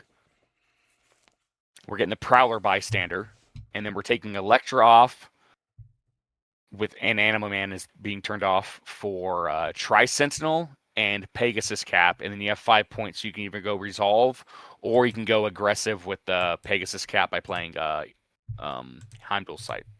Mm-hmm. There's no Sinister Syndicate goon with enhancement, is there?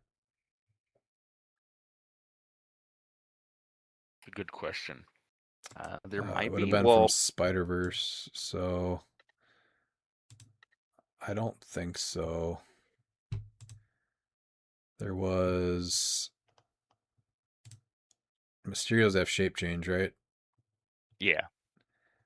And Yeah, they have what shape about the change. same thing with the Goblin goon guys?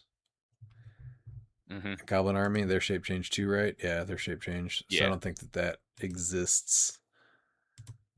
Yeah, and then you have to find one with enhancement and wild card, which I think it's better to have Tri-Sentinel, and then you're. Well, I was trying to get him the Sinister Syndicate team ability with enhancement.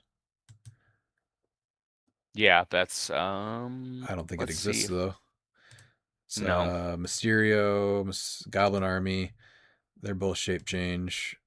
Yeah, I think everyone's got shape change that has the team ability that's a goon with Sinister Syndicate also. Yeah. So Only 2 figures have it, and only one of them have the team ability. Mysterio and Goblin Army. Yeah. But No, neither Electro has it. Yeah. That's not the keyword. I need that team ability. No, I'm looking up to see if there's anything that even has that. Oh, enhancement. Mm-hmm. Yeah, it's gonna be too Enhancement expensive for sure. That's what I'm Electro. thinking too. Yeah. Yeah. Electro is the only one. What if we just said trade Electra for Electro, and then it's done? Well, that's interesting because now Sinister Syndicate keywords can use energy shield deflection. So now you're giving +2 defense to Eternity for range attacks. Yeah. Well, then from range, Eternity would have a super high defense. He'd be a 22 from range. Yep. With the Hal Jordan. Mm-hmm. There it is, McConnell. Electro comes in for Electra.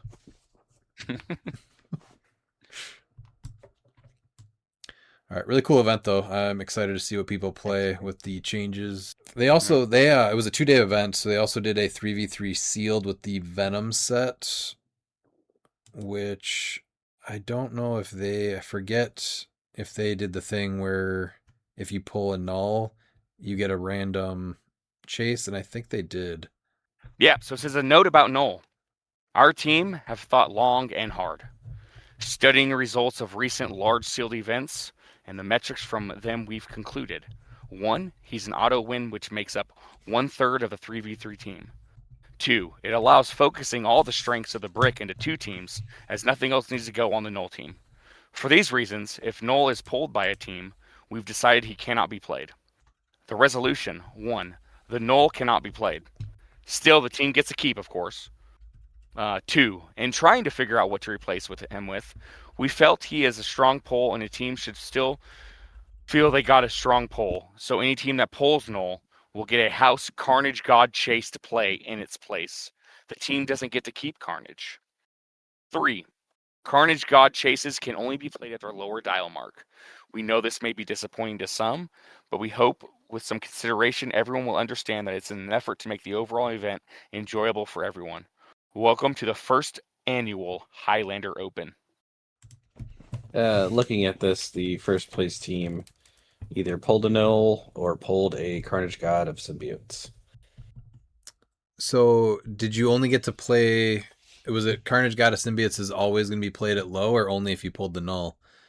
No, it's only at No, their low Carnage is dial. always Okay. played at low. Okay. Yeah. I mean, But honestly, this makes the event so much better. I don't think that at Origins they did say that you will be given a random chase. If you pull a null, you get a chance to either pull him in your brick or the chase booster. But I don't know if they said anything about the Carnage God if he has to be played at low. Did they? I don't think No, they I did. didn't see anything about him or Thanos being played at low or hybrid. Yeah, I think it was just you get a different chase. And it sounded like you get to actually keep the chase at Origins, but I could be wrong on that. All right. Obviously, they had a better sealed event though, with a little bit of modification. Something again that we said would probably be good, and I think the majority of the HeroClix community. So, going back to modern here, do you guys think, or things that you will see for sure that you need to answer? I think that the one thing that we didn't see that people really need to think about, just because it's been a while since he was played, it's the same thing that happened at Nationals that I tried warning people. It's going to be Beetlejuice. You have to be able to deal with main force Beetlejuice. That's just going to be a thing. So Yeah, there are people that are definitely going to go there and they don't care about other people having fun or enjoying playing, or that they just travel to go to a big event and they'll just play Beetlejuice anyway. So you will need to know that you might not get your free action still. Yeah, he's going to be there. Beetlejuiceberg's going to be there. He comes out at big events. He comes out to make events not fun, and I'm just counting down the days till he rotates out of Modern, and we can go back to enjoying playing HeroClix. Yep. We should start a countdown on that. We should. Oh, that'll yes. be a big episode afterwards. You know what? I'm gonna find the generator for the Chris Jericho, Y2J countdown. Yes. And just see if I can just have like a constant counter that just makes the same sound every time you go to our Facebook page. Doo-doo, doo-doo. All right. What about I think you'll see some nulls. I think you'll see some anti-venom legacies. I really like that piece with Avatar of Animal Man. I agree with that 100%. So people are definitely be playing null. How do you counter null? So the 2x2 Sinestro. 2x2 Sinestro. What is he doing for him? You're going to go ahead and generate the chain and make his speed 0. So the only thing he can attack is your chain. And then you do it the next turn.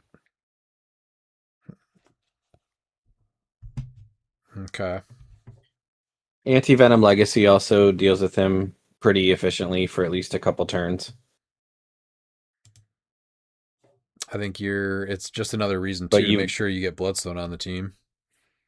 Yeah, you got to get attacks in on him then. So Bloodstone, and people are like, see, this is why Bloodstone needs to get banned. No, like Bloodstone, is needed to be able to compete against these tent poles like Phoenix Force, Thor, and Null. It sucks, but like at least we have it in the game. To want that game element banned is ridiculous. I know that it gets rough with Black Flash, but well, the people that say Bloodstone need to get banned are the ones that think that they're so cool because they get to heal a click because they have something on their team that lets them heal. Yeah. You know what I'm talking about. Those people that grab their piece and they think that, oh, they're so cool because they get to go from click 2 to click 1. Yeet and Skeet players, for sure. What about the Hydra? It'll be there. It's really good. So yeah, Hydra Rogue. Again, Hydra Rogue, absolutely. Bloodstone, good reason for Bloodstone. It does, what is it? It still allows you to Add heads. add heads, but it does not allow you to actually heal beyond that, though. So he'll still take damage, though. Yeah. I really like the uptake of Cable lately, obviously with the universal weapon, but I think there's a lot with what was it, Stormbreaker that Lou played? Yep. Like the more I look at that, the more I think I like that combo almost better. Well, especially with Juice in the field, because now you can just go ahead and one shot him with Cable and the universal weapon. Or not the but with Stormbreaker. What about Ravencroft to stop teams that just want to pulse wave your balls off? Oh yeah. Yeah. Even just that one Yeah. turn of saying that they can't make range attacks, or I mean that even shuts down Eternity for a turn too. It does. Yeah. Shriek is also a big counter for a bunch of Pulse Wave teams because Yao is still around, and this is kind of be one of her last big events. So I imagine she'll make a couple of appearances with the Universal Weapon. What's the other thing? Is it a Mjolnir? You'd have to invest 20 points in to do Hadari and If you Cable. want to do double. Yeah. Yeah. I think Yao's still better with the Destroyer armor. Man, how are we I like her not with Destroyer seeing Armor, and I like her with Animal Man too. That getting that hypersonic. I mean, everybody wants the Pulse Wave for 3, but she's still just doing 3 damage if she's hitting. So I've found that to be almost unnecessary in a lot of cases. Yeah, she almost doesn't need to pulse wave and still is not getting played. Right. My number one sleeper though is the Prime John Stewart, because if you look at like a lot of these major issues, it's going to be these keyword problems, like we saw the Eternity team, the Speedster team, and theoretically too the common Dark Strange, which we didn't see. But it's also going to stop the Abscissa Morph, Don't Die teams. Mm-hmm. You know, and Past you have to Avengers, play them at 100 points. do past Yeah. Avengers get affected? Or is that all beginning That's of game stuff? That's the beginning of the game. So like they won't have the keywords, they'll still get the team ability. But like the Abscissa or the morph with like Rogue, you can't play John at 50. I think he has to be played at 100. Period. That's in order to get it. And because removing those keywords is huge, especially the Speedster keyword for the Black Flash, the X-Men Revive, the Parademon Apocalypse trick. You know, like you have to be able to. You want something that can answer multiple things and a reason for you to play it. And I think John is just that piece that isn't being played. But when you look at where the meta is, he does so well against it and stops so many of these interactions that it's worth investing in him. And he's not hugely affected by Beetlejuice because he's a hypersonic piece. Right. Absolutely, because yeah, you don't need a mind control to do it. So yeah, he gets full map with his hypersonic speed. He's a printed 12 with precision. He has 2 targets, and then also when he hits, like not only does he give him the UV token, but opposing characters with the UV tokens gain the keyword. They can't use the effective equipment.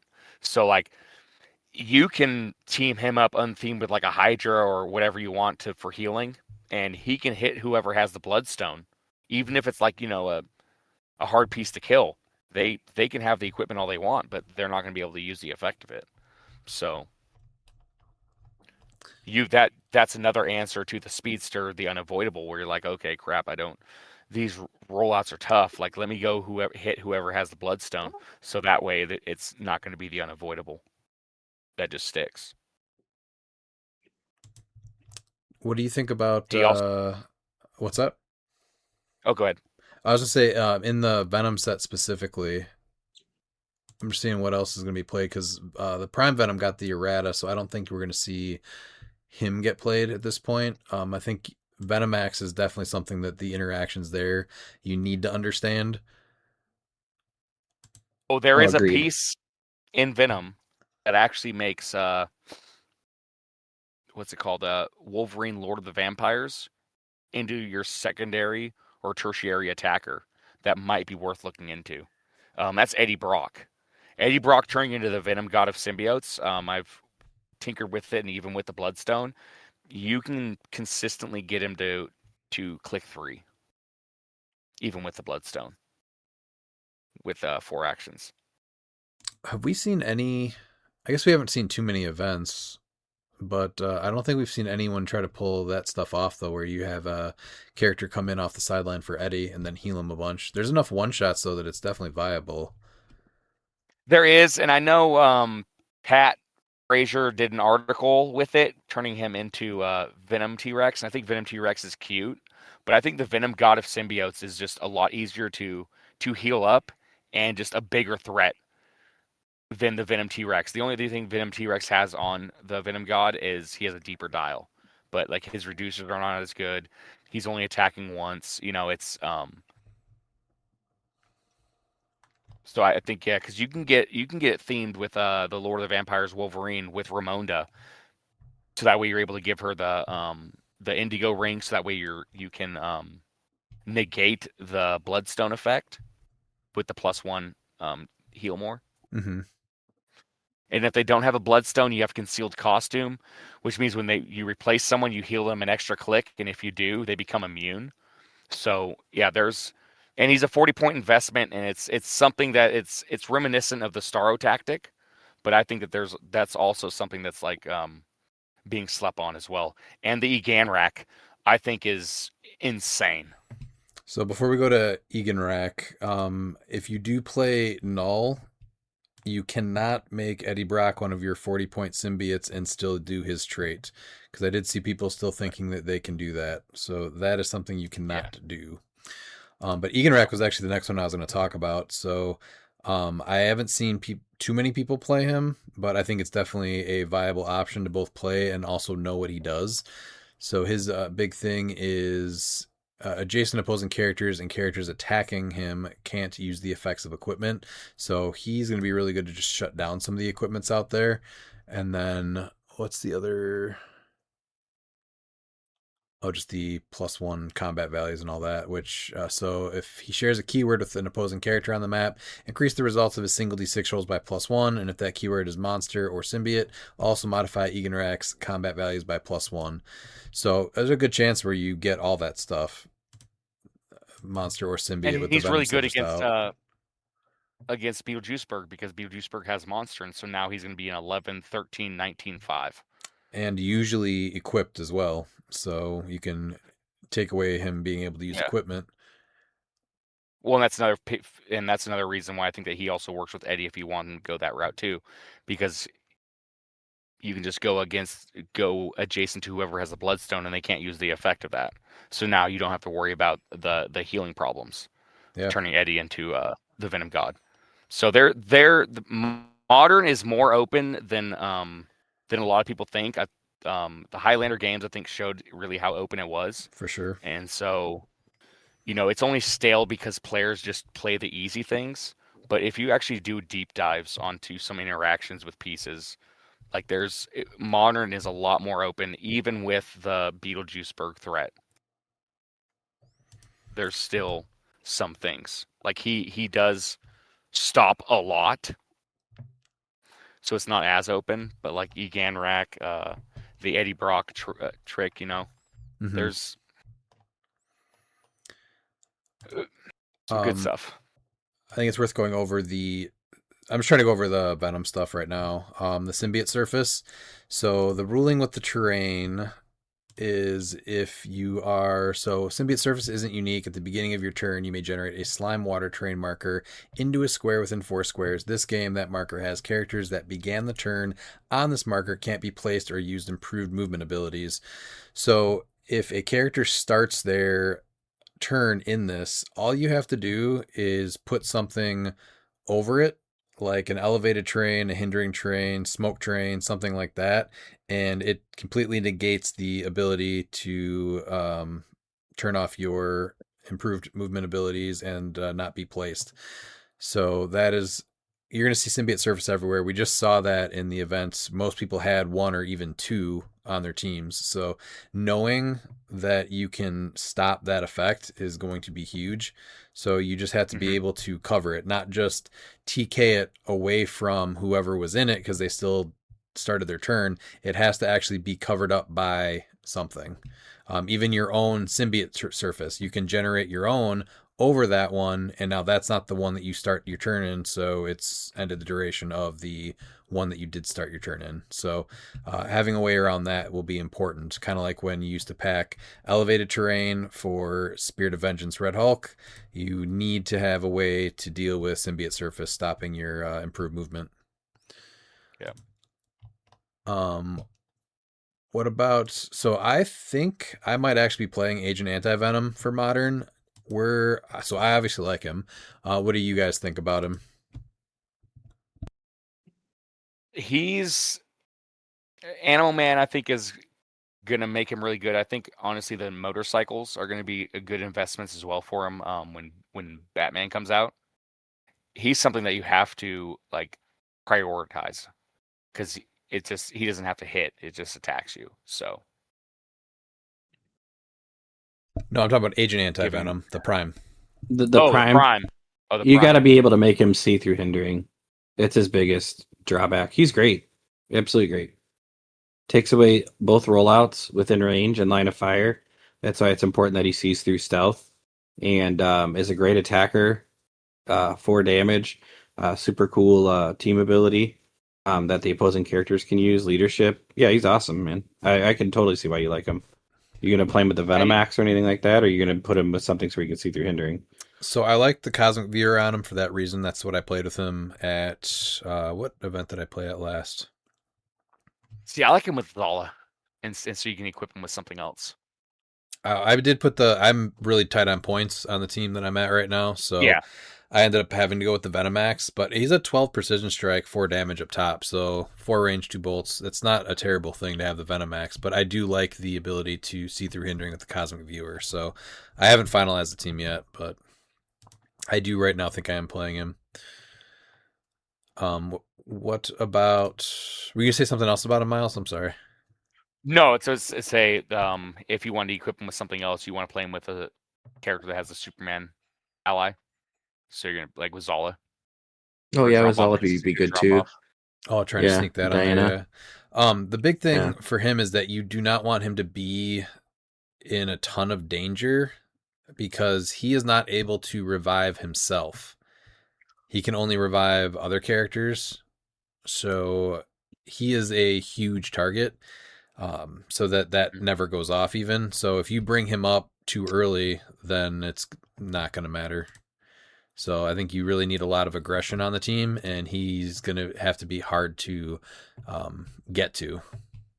Yeah, the map menu I think honestly hurts him because of how like wide The open map menu these hurts maps are. everybody. It's so stupid. It's that's what sucks is because like Agent Anti-Venom I think is a really good AS tier figure, and then when you look at the maps that are available, it's like if you have to choose map, like it's yeah. What map do you want to die on?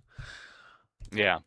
It's I think there's something with Carnage Electra, but I think she needs more things to come out, like equipment, and she'll take some time. But just being able to hypersonic and ping somebody, I think there's something there. yeah. We already talked a little bit about Anti-Venom. He is going to be everywhere. We like the avatar of Animal Man on him, give him hypersonic. But yeah, once the motorcycles come out, he's got some other options in a couple months. And then I think we mentioned Shriek too, right? She allows at the beginning of your turn, choose one for Shriek to use until your next turn. Opposing characters within range can use Battle Fury, or other friendly characters within range can use Battle Fury. Did I say the same thing twice there? Or no? No. Oh, you got it right. No. Yeah. So being able to tell your friendly characters that they can basically get around shape change or not get mind controlled, awesome. And then same thing, she's got a 6 range naturally, so that'll shut off most pulse waivers without some perplexes or something like that. So she, for 40 points, she can be a big play in the event. I think just shutting off things like Prime Cable. Yeah. Any other significant pieces? Not to say there's not like good stuff in here, but is there any other things that you guys want to mention before we go to a different set? Yeah, Venom Iceman. You think he's good enough to? What do you want to say? Look out for him, or you want to just say he's trash? No, it's he's not trash. 65 points. I understand that, but it's being able to make 6 slime markers makes it that much harder for your opponent to then cover all those slime markers. It does. They would go away though, right? Because it's still the barrier things. Yeah, at the beginning of your turn, Yeah. but at the beginning of their turn, they wouldn't be able to move. Yeah. Well, they can still move. They just don't get the improved Well, I mean, no movement place, yeah. or no placing. I don't Yeah. know. 65 points is a lot for him. If he was 50, I think we could have made the argument, but that's Yeah. missed the mark on the points. Doppelganger sweet though. Yes. Anyone else, Miles? From Venom specifically? Yeah. No, unless No. we talk about Venom Captain Marvel, who's probably the GOAT. Stop it. Pete? No. No, I think you guys hit it all. I mean, honestly, the Clintars will show up on, teams that are looking to increase the size and girth of their temple. But that's about it. Do you guys think there's anything with Rex Strickland at the moment? I think it's a cool idea, but no, not in this, not yet. I think that's coming. Potentially in silver. In silver for sure. Yeah. Yeah. All right. What do you guys want to mention in Strange Tales? 001 Strange. He'll be there. Yep. What does he do, Pete? Well, you got your sidestep TK, you got a barrier, you got yourself a probability control, but friendly characters with the Avengers keyword have mystics. And then for all characters with this trait, when an opposing character uses Outwit, Perplex, or Probability Control to target a friendly character that has mystics, after resolutions, deal them 1 penetrating damage. That's pretty great for 40 points. And Past Avengers is still good. That's where it's at right there. Past Avengers in this Strange. That's something to look out for. What about the Possessors? I think the number 1 Possessor is going to be Jericho Drum. So again, shuts off if a Cable kills a piece, you can give him Jericho Drum. This character can't make range attacks or use improved abilities anymore. So that's movement and targeting. But that would also be great for Eternity, turning off his improved abilities. So I think Jericho Drum is a sleeper pick for the Possessors. Miles, which was the one that you like, Shanzar or Nightmare? It was Nightmare. But I think that Nightmare actually is better with actually using Nightmare as a butterfly swap in silver. Well, then we're not talking about it now because it's silver. Yeah. Yep. What about... I think there's a lot more stuff that's better in silver here. Baron von Strucker, huge silver piece. You got to know what Nico does. The Loki Sorcerer Supreme, he got a nerf, but I think he is still super playable. You could still get the Destroyer armor on him. And up close, then he is a 21. Yeah. From, up close, and then... Well, no, with the Destroyer armor, he'd be a He'd be a 22 21 the whole time. Yeah, 22 up close. Otherwise, he's a 21 from range, because he would just get the bonus from that. Yeah. It does help him, too, with the free mind control, being able to potentially see over something as well. I think he's good on... he just can't see through hindering, and he has to occupy it. So I still think there's something there with Loki. And one of the things I'm most surprised that we're not seeing is the release day Agatha. Everyone wants to talk about one-shots, and she damages the opposing team for actually using them. So she's got a trait, which is when an opponent turns a one-shot face down after resolutions, roll a d6, 1 through 3. They choose a character friendly to them and deal them 1 unavoidable damage. 4 through 6, deal an opposing character 1 unavoidable damage. So no matter what, 1 unavoidable damage will be dealt. So on paper, she is insane. I've tried playing her. It's not that great. We played, me and Pete, the duo champion of the world. We went up against her during the duos event. And it's really cool because when you're first player, you can use a one-shot and then deal unavoidable. And they're immune for first turn immunity. So, which includes an unavoidable. Mm-hmm. So, and then she just dies. That's the biggest issue with her is it's not as good as you would think, and it's sad because I was building with her, and she just felt like 35 wasted points. And it's like Chair Panther, but not as good because Chair Panther can shut off other things. So you're paying 35 points, and your average opponent is going to play 3 one-shots at 15 points. So you're paying 35 points to potentially deal 3 unavoidable. Yeah, I think I think there's more to it though. It's not necessarily that you're trying to score those one shots. It's the fact that you're making your opponent potentially not use them because they don't want to get like a Tri-Sentinel pinged or something like that, you know? Yeah. So it's more of like an ongoing threat versus trying to counter just 15 points of one shots.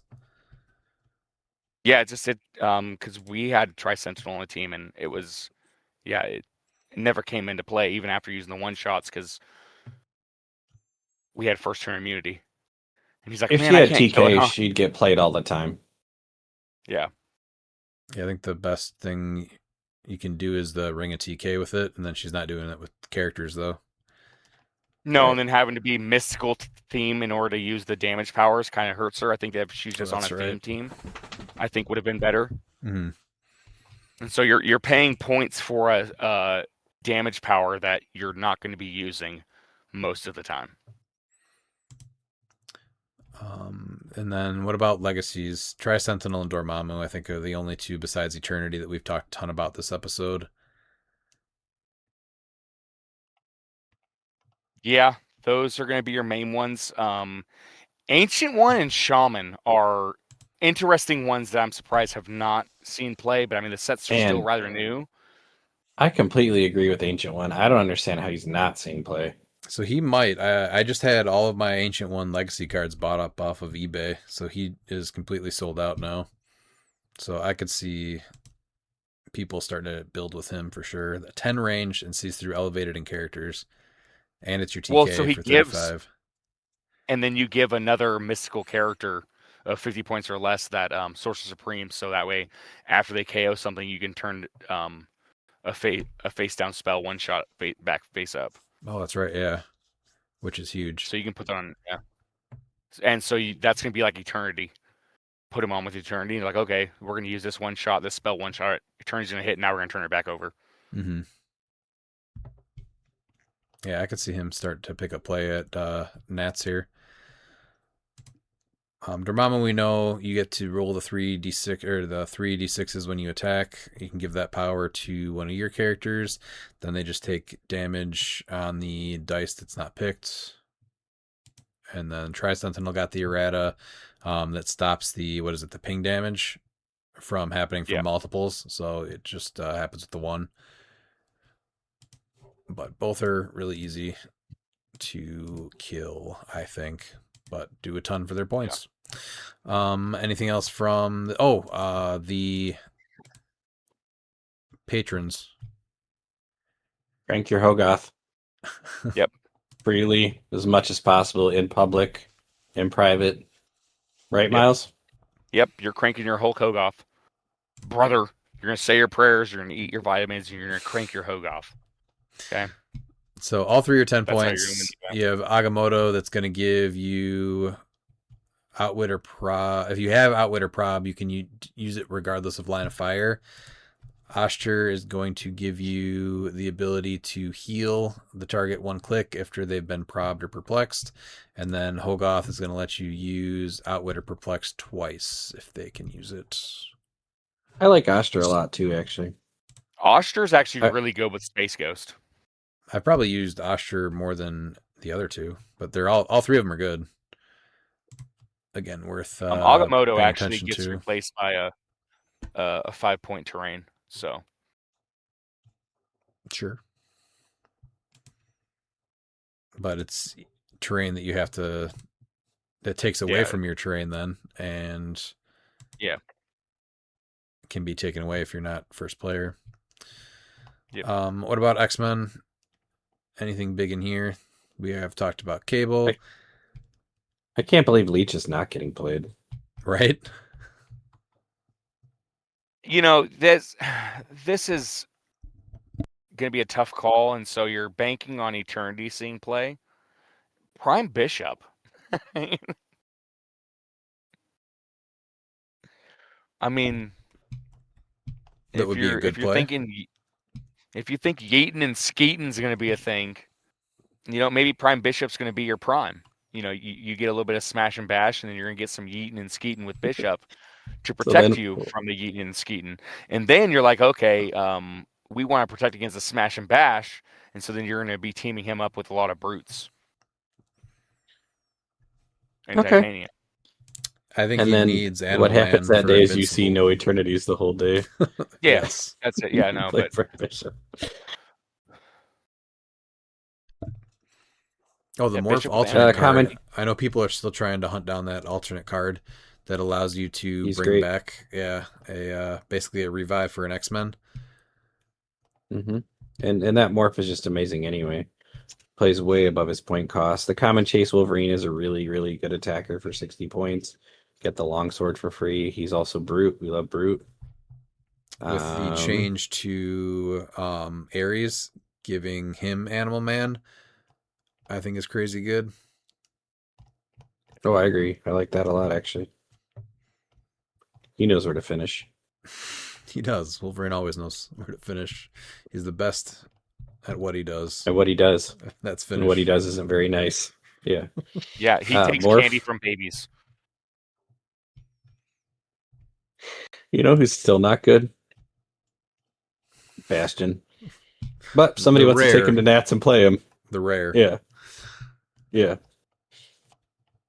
I think that's really it out of this set. Really, that's not already been talked about. I think Forge will see some play. I'm a simple man. I like that Phoenix a lot at 60 points. I like the prob and the pulse wave and the range and everything. And she still does 3 damage too. And she's got a stop click. Obviously Prime Cable, Prime Rogue, Abscissa, all the hits. I do like to see that Emma Frost coming around too. If you're not ready for Prime Rogue yet, yeah. Yeah. Jubilee's really, really underrated too, honestly. The chase. Great. Yes. 45 points. Know how devastating her pulse wave can be, and try not to get pulse wave by her. What about Lantern Legacy? Know about that stupid, what is it, Kyle team up card? Yeah, yeah. Is that still legal? In modern, Modern, yeah. Yep. Oh and my Silver, God. because they thought that in their divine wisdom that let's just restrict or ban the Kyle figures instead of just getting rid of this team up card that's causing the problems. So it's the machine gun's still available then? Yes. All right, have fun. I'm trying to think about because it's the machine gun Kelly is just horrible, Well, there's also the poison version of the team too. Yeah. Yeah, that one's rough too. Team it up with you're playing Sinister Syndicate. And I think honestly the reason why we're going to be seeing an uptick in Juice play is because I think people would rather play Juice than play the Gatling team, and this way they have an answer to the Gatling team. Yeah. That is true. Still because terrible, as much as we hate Beetlejuiceburg, I'm sorry, the Gatling team is just worse.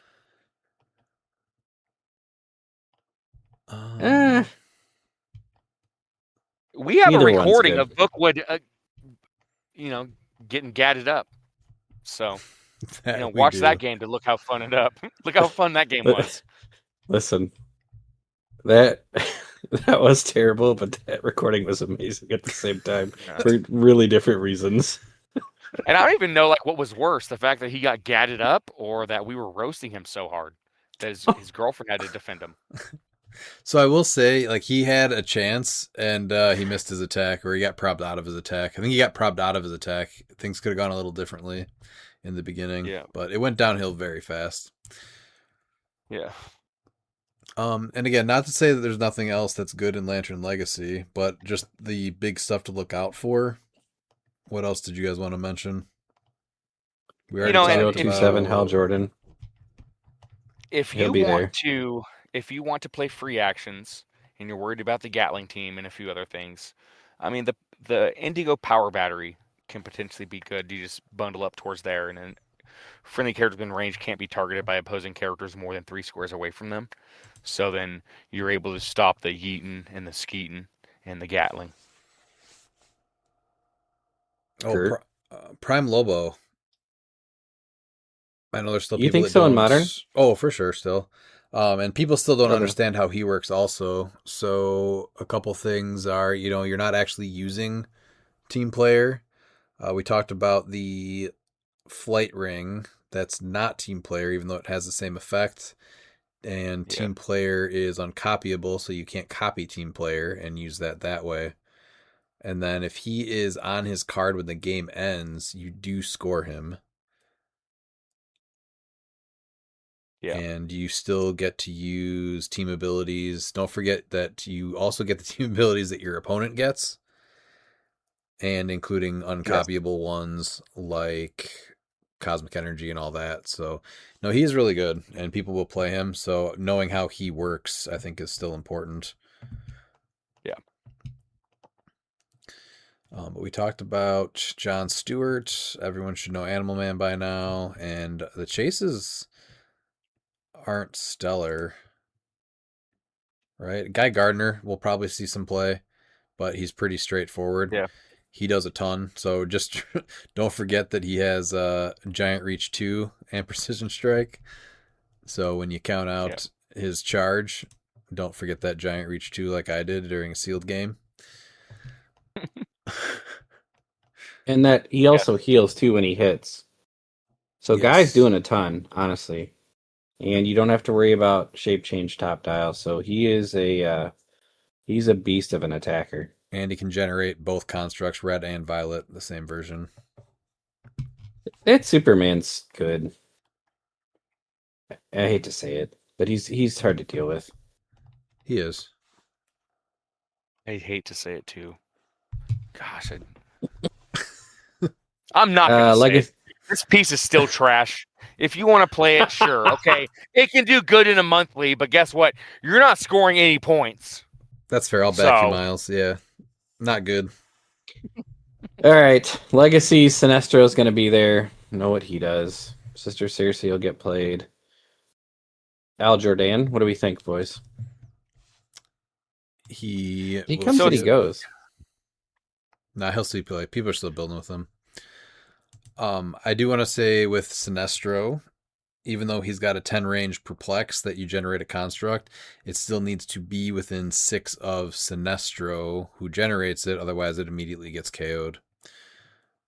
But that's good. That's a good thing if you want to load up on the Motendo one shot to bring back a figure. Sure, that one instance is a thing that you can have a positive spin on that. But not everyone understands that doesn't get around that. So somebody might try to perplex you and try to sword you after from 10 away, and you can't do that. Yep. But I personally don't like Al Jordan, but I know a lot of people do and are building with him. So, Pete, what does he do? Well, my friend Mr. Jordan of the Al Jordan clan, he's got himself a Genie of the Lamp trait, willpower. When Al Jordan uses it, choose a number of the following equal to half the result to use until your next turn. Flight, Dolphin, Miles loves it. Running Shot, Invuln, Super Senses. He's 40 points. He's got himself a nice little second trait, Wishes or Gifts. Al Jordan's finalized attack rolls of 3 and 3 are critical hits. Once per game when Al Jordan would be KO'd, instead roll a d6, turn him to the click number equal to half the result.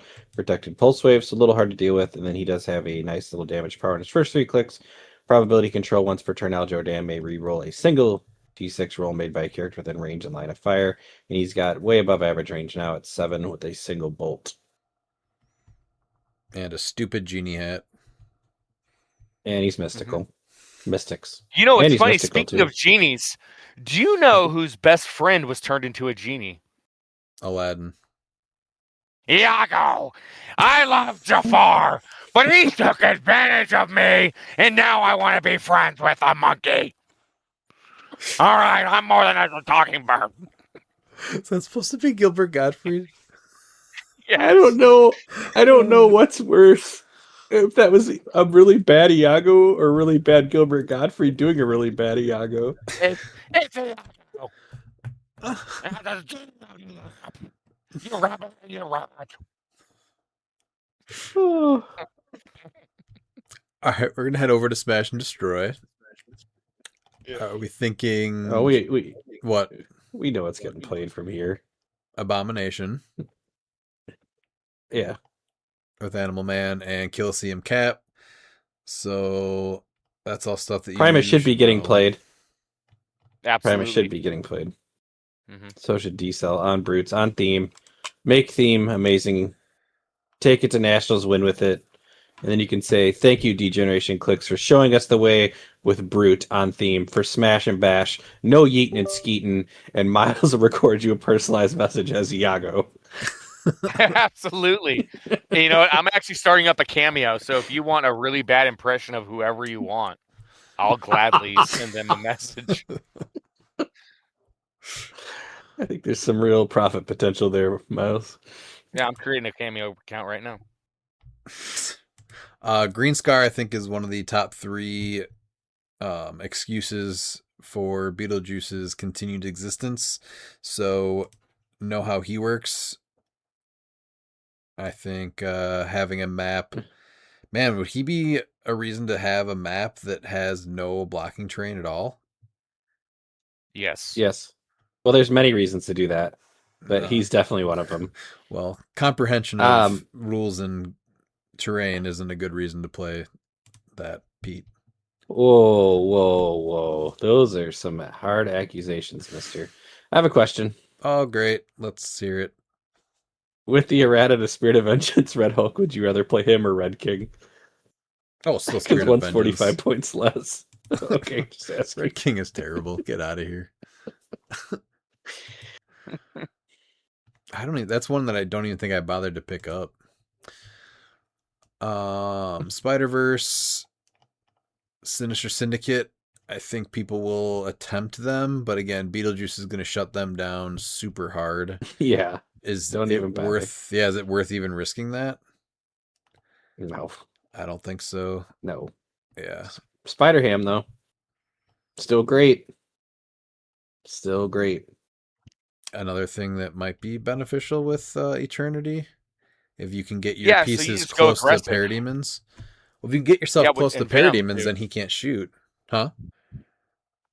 Oh, yeah, that's true, yeah. I was thinking Venom, but Venom needs the Sinister Syndicate keyword, so yeah, you want to use Prime Ant. For sure. Yeah, I love Sinister Syndicate, but I don't think they're going to be able to survive Origins that well. Madam Web Legacy, maybe? Are we thinking? She's fine, great. but I don't know. I don't like her range, I think, is what always gets to me, because her range is only, 4 with the... Yeah, 4 square...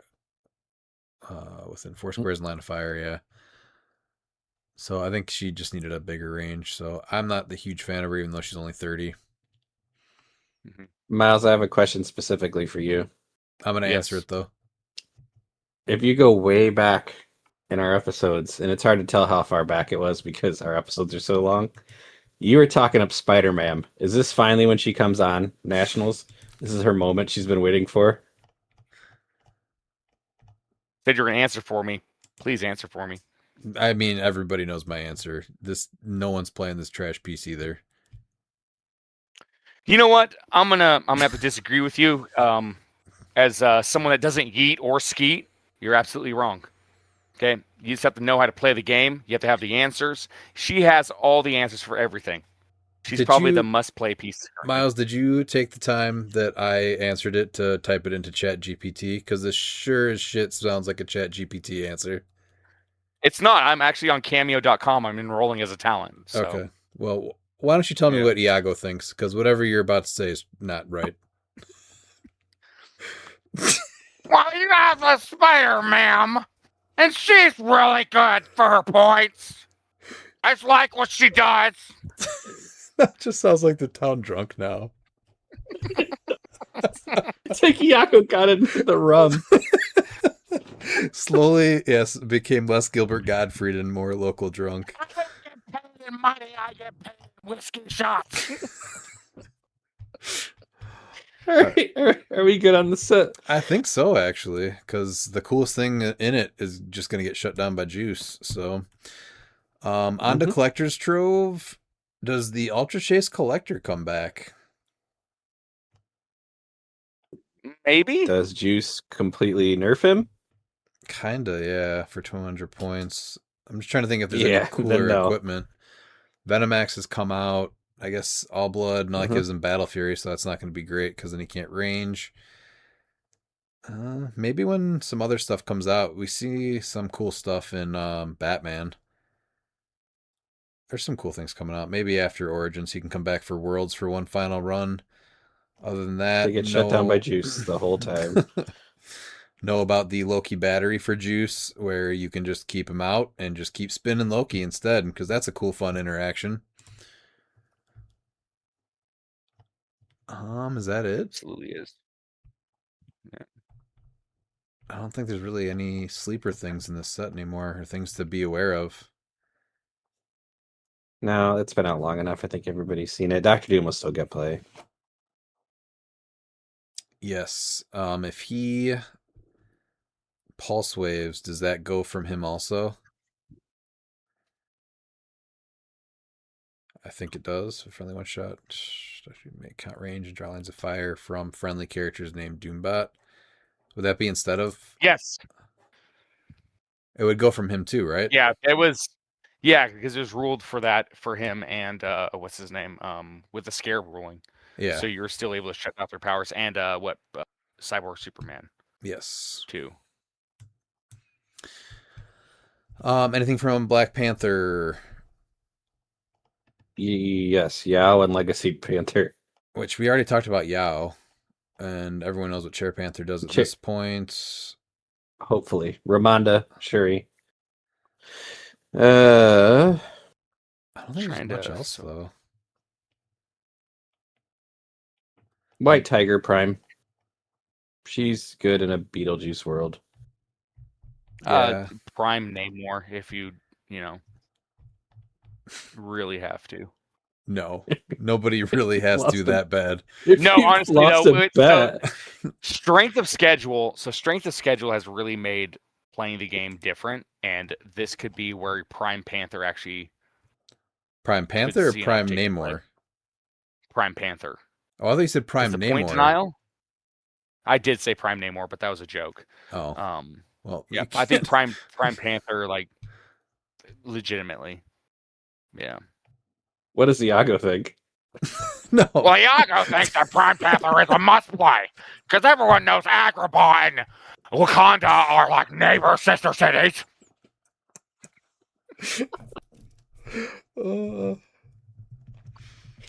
I'm on board with Prime Panther. I agree with that. With strength of schedule. Do you think that you have to go Wakanda, or are you just hoping that you can stay adjacent to him? Or is this Hidari and all that? Yeah, because you have Yao on there. Yeah. So yeah. You can get Prime Cable if you really want. With Soldier? Yeah, with Soldier. Yeah. Ooh, I like that. That's not a bad play. And then because like the Abscissa, you can have the Abscissa too in case you don't have enough vibraniums. But it's probably not worth it. But you could also do Sinister too. Guys, right? I have a question. Oh, come on! I wasn't even done with my. How are you playing Prime Cable with Prime Panther? Oh, damn it, Miles! It's a little too much, you Iago. Supposed to tell him. Yeah, it's not enough, Iago. All right.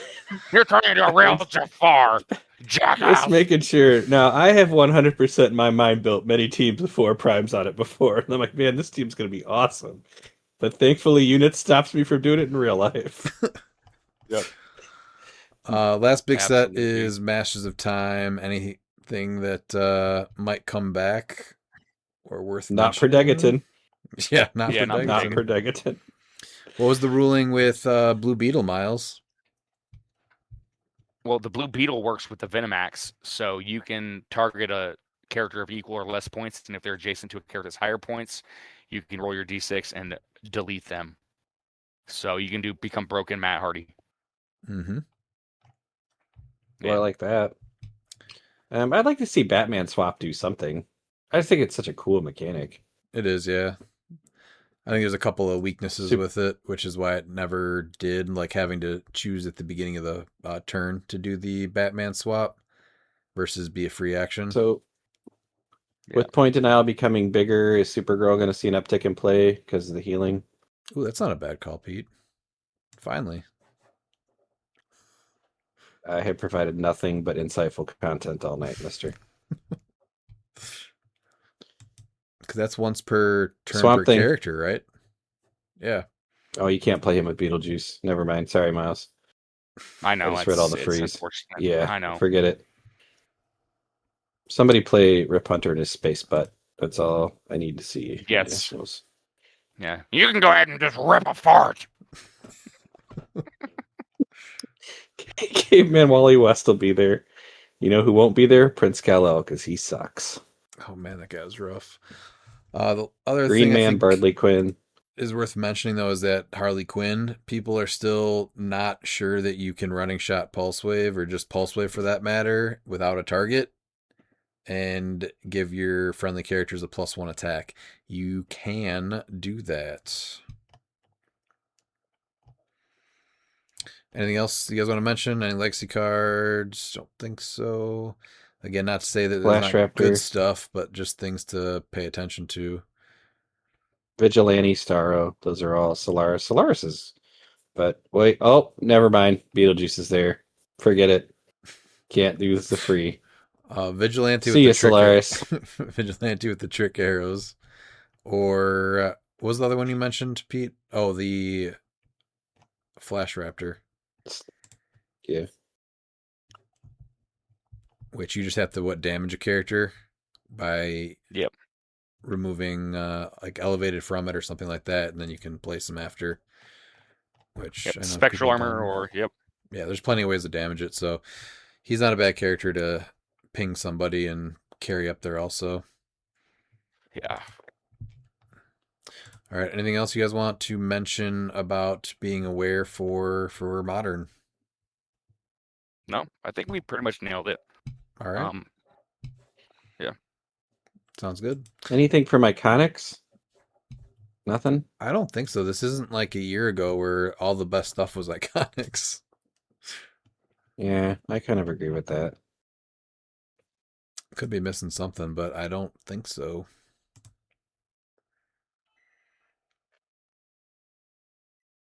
All I'm right. trying to think No. of that. No. Maybe the Flash set, the Flash Iconics. That's been getting some uptick in play. Oh yeah, that might be the only thing, but it's still just what's the real big thing is that, Bloodstone Reverse Flash. Or not Reverse Flash, sorry. Bloodstone Black Flash on the sideline. Yeah, Apocalypse just because of Eternity. I guess a Mega Legacy Darkseid, but I think we need to see more Legacy Darkseids hit play before you really say that. Yeah. It's Super cool piece though. Black Flash on the KO, he has to come out. It's not optional. And you do not score him. No, Black Flash is optional. Says you may. Black Flash on the KO? Yeah, he's optional. Where is he? No, it says when a character is KO'd by this effect, after resolutions generate Black Flash from your sideline on click 8 in your starting area. Oh, I thought it was a No, he has to come optional because I've okay. in. So that's a chance. I mean, he's hard to kill, and he can be healed, but at least that is a chance to where he has to come out, and you have a chance to at least get him off the board, so he's not. Why is he all hanging the way you. down below Avengers 60th? Good grief. Because that's where the DC Iconics go. Oh, okay. It's kind of hard to find some of the like LEs or sets like that. Yeah, I think that's it. All right. Well, if that's the case, then you've got questions. We've got answers. Your ass better call somebody! First, we have Barry Quick. Hi, gents. I'm just sitting here eating a Snickers veiny side down with my dick dragon on the table in front of me, contemplating some modern builds when it hit me. With cliX events moving to strength of schedule, it's probably going to significantly impact how people approach team building and gameplay overall. Since points will only matter in determining the win, loss, and not tiebreakers, there will be little to no urgency for a player to be overly aggressive now. You no longer need to worry about scoring more than enough points to win the match. And I think this is going to lead to a major shift in gameplay with players trying to snipe off just enough points to win and then barrier up or defensive shell to stay safe and win by a few points. Also, it seems to really benefit OMAs as they can now just kill off a few points and then do their best to just stay alive, instead of being forced to stay aggressive and earn more points. What are your thoughts about the strength of schedule change, and do you think that it's going to shift how people play the game competitively? Will you be changing the way you build your teams for competitive events moving forward because of this? See, now that's what I like to hear. No better way to contemplate anything than to do it with a Snickers veiny side down with your dick dragging out on the table. It has to be on the table. But that's actually a pretty good point. So I think that is really the main reason that there's a map menu, is to mitigate a lot of the potential slow playing, because that's the first thing that people talked about when this announcement was made. The maps are all very easy to get around, get to the opponent. They're all mostly outdoors. There's minimal blocking. So maybe people start liking one-shots more, because that's really how you're going to stay alive now, and you don't just die if you don't go first. But I think I do like the strength of schedule. It's going to take a few events to feel comfortable with it, though. I know I personally, I won't be changing the way that I build, but I definitely won't be feeling the need to rush over and get points either. I think it's going to take how how many events do you guys think it's going to take for this to feel normal? Because it's going to be a bit.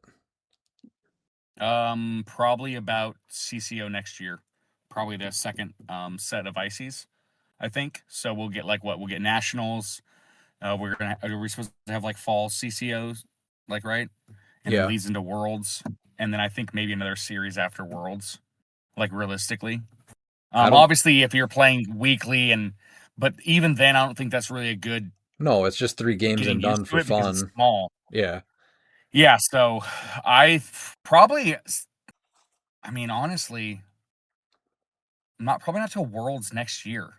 When you're looking at like actual big events where the system actually matters with a good amount of players, because that will be about 5 events, as big events by Worlds next year. Yeah, it definitely depends on how many we get coming out here, but we only have Nats and Worlds scheduled, so it's going to take a little bit. Pete, what do you think? I think by Nats next year. I think before Worlds next year. I think you're going to see 2 big major changes. I think I completely agree with number 1, your dick dragging across the table while you're thinking about something like this, and number 2, the OMA is going to become a huge thing, and people are going to have to figure out how to score enough points versus those in this new format. And I also think the other thing that's going to change dramatically is after Worlds this year, you're going to lose probably one of the greatest defensive pieces of all time in Beetlejuice. Oh no! So I think you're going to see hard. Well, no, I agree. Goodbye, get out of here. But I agree. You're going to see mostly probably more defensive builds going forward, unless somebody finds something really, really, really aggressive that can deliver consistently against both Beetlejuice and OMAs. Yeah, it's going to just need time to balance out, because I think you still want to go mostly. People don't like playing OMAs. I'm sorry, I shouldn't say that. But like, I would say 75% of people will not play OMAs, right? It's just not enjoyable to them. So I can't see that all of a sudden becoming what HeroClix is. No, I'm not going to be changing my way of playing either. I think strength of schedule is honestly this was something that was forced, and we had no option but to go this route, because the pros and cons lead to this being the lesser of 2 evils, with the point cheating and everything. So, this was forced upon us because of a few select players, and I know most games play by it, but this is also one of the only games where points matter. But it's a wait and see for me for this. I mean, isn't it almost just like playing in Top Cut though, where it really doesn't matter how many points you score anymore, you just have to win? Yeah, no, it's just there's a few strategies that just become like impossible. Like the comeback mechanic no longer exists. So if you starting 0-2, going to the Frittata Highway and trying to make it past, Yeah, you hit and that Frittata Highway. I honestly think what's going to happen is we're going to see more concessions and we're going to see more drops. that I do agree with I for think sure. There's no that's what we're reason going to be anymore seeing. to if you've lost, you've lost. So I absolutely agree with Yeah. that. But what do you think about what I said about the map menu thing? Because I think that's really where the this is coming from, Yeah, that's is to stop being as defensive as possible. Because I think then you see everybody on Brock's bunker building the most defensive team possible.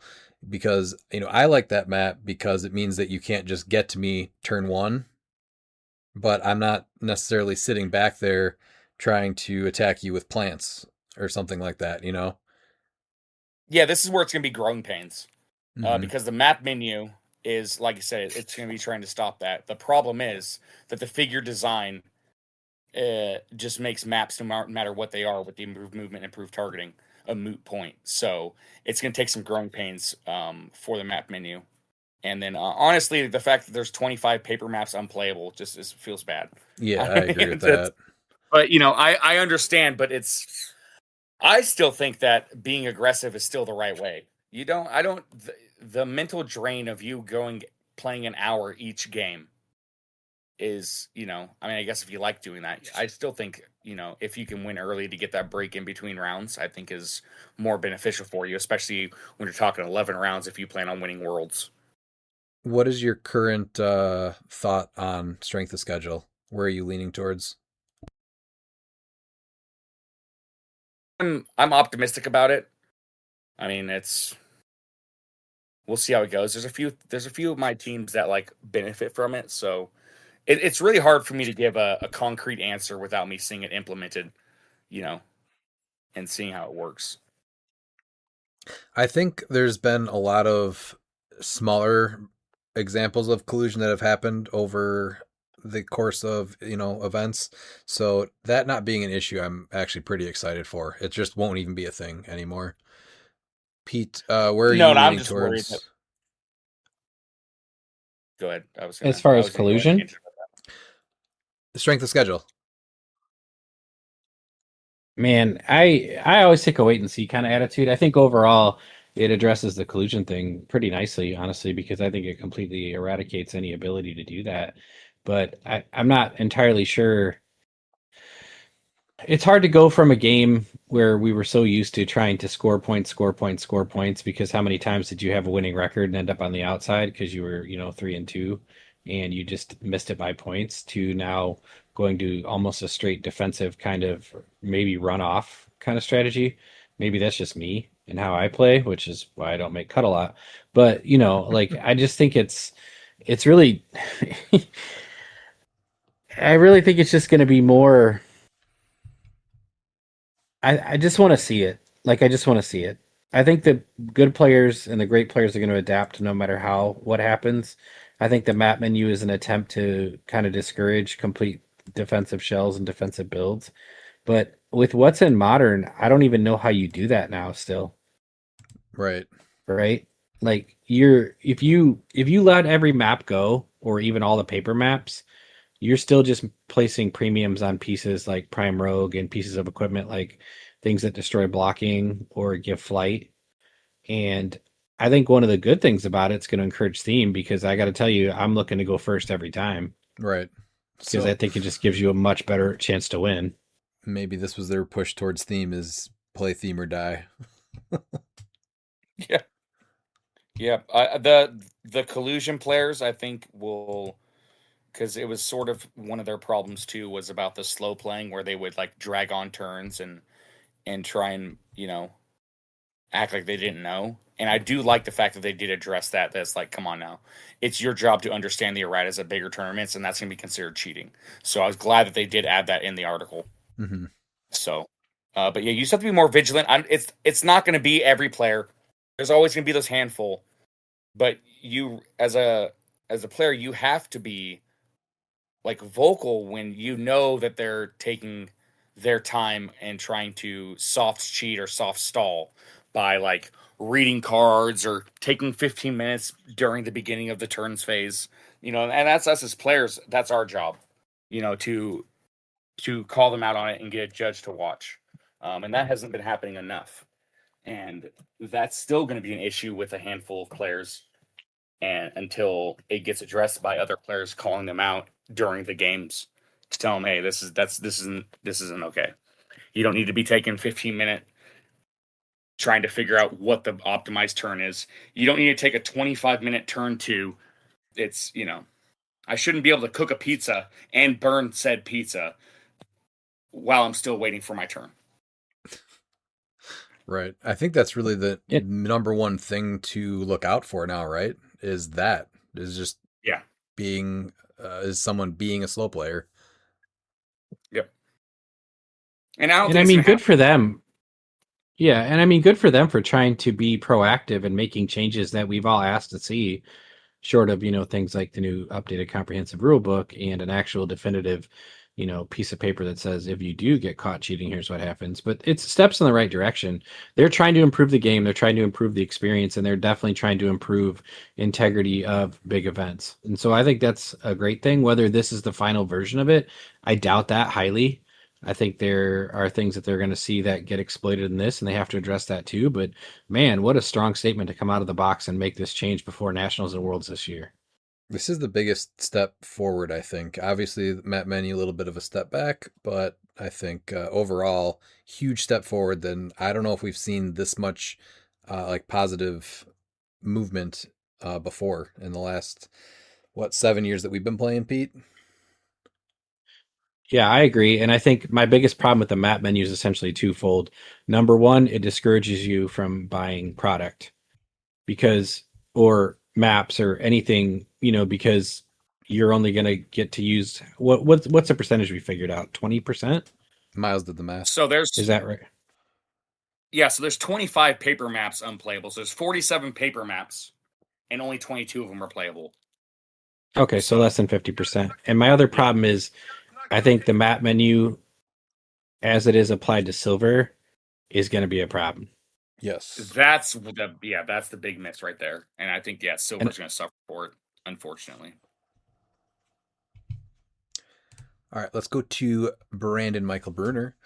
Hi, gentlemen. Since Barry Quick took my question, I'll just ask a fun one. What characters are you hoping to see in Fight for Gotham? Not Nort.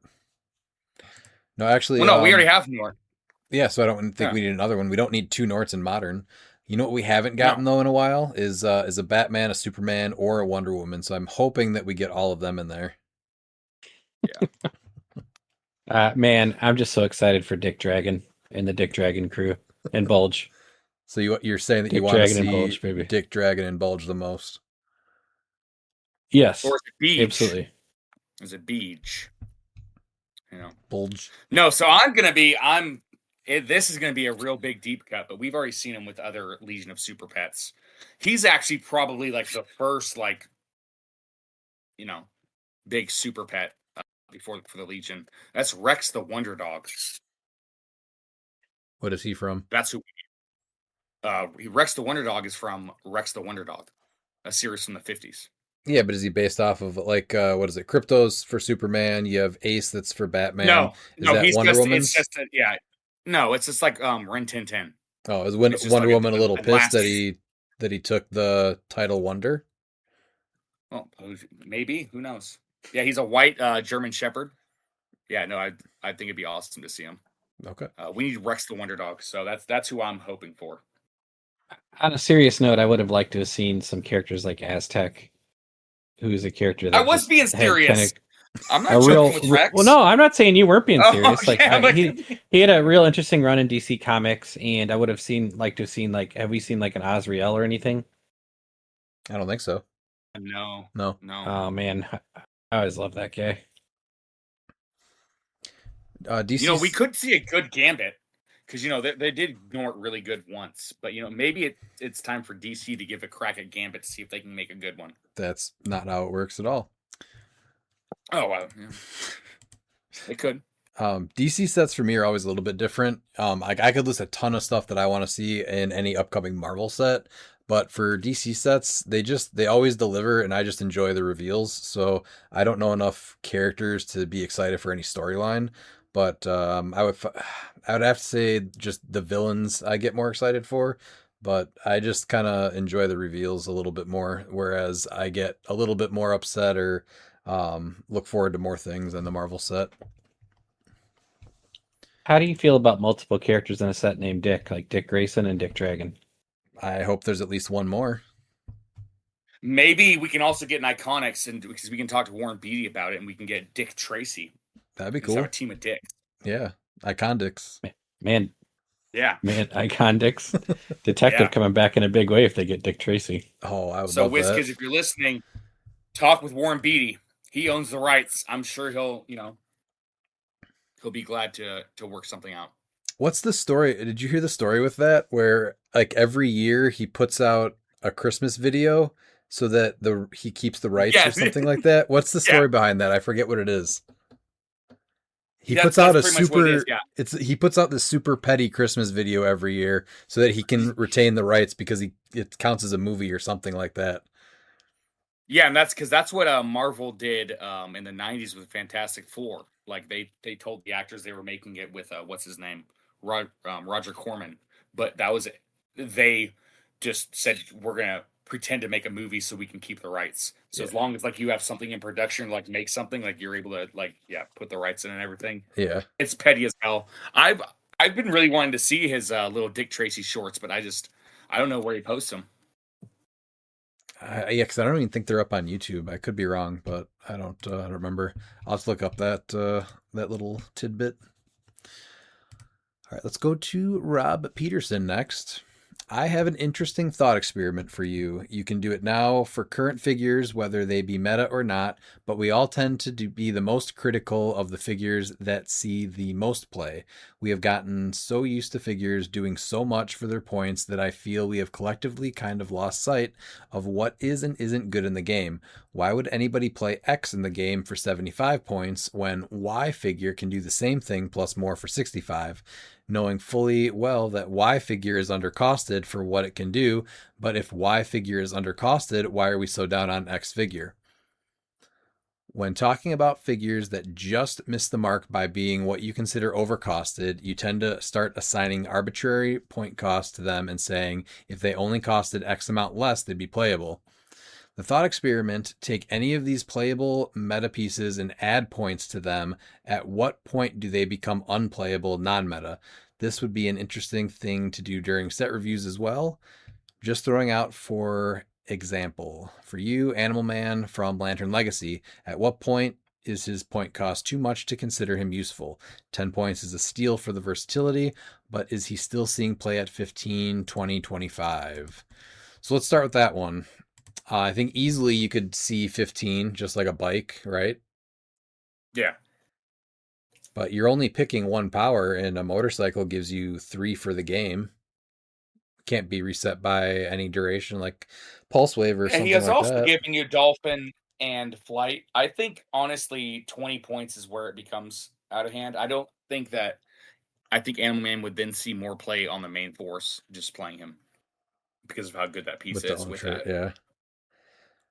Where do you feel like the drop off is, though? You think at 20 it would drop, though, Miles? Yeah. Yeah. I think so. So 15 would be reasonable. What were you saying, Pete? Yeah. No, I think at 10 and 15, I think he'd still see the same amount of play at 15. I think 20, you might see a slight drop, but I still think everything that piece does, and with kind of the pseudo pickup power, no one's only one power, but at 20 is still not a crazy number. Above that, you're going to just play a main force, I think. Mm-hmm. Once you get to half cost of what he is as main force, you're not going to bother putting him as an avatar. At 20 points, he'll see very niche play compared to what he's seeing now. Some of these are really hard to judge. Just going back to the event that we talked about earlier, and looking at the top pieces played for the main force.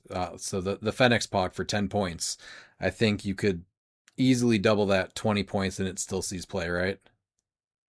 Yeah, but to go back to what he's saying for like comparing player X or piece X and piece Y for 75 points, I thought we did a pretty good job of like telling the difference of why, because all you got to look is the last set review we did with Venom, where we compared Chase Poison Thanos at 75 to the common Spider-Man at 70.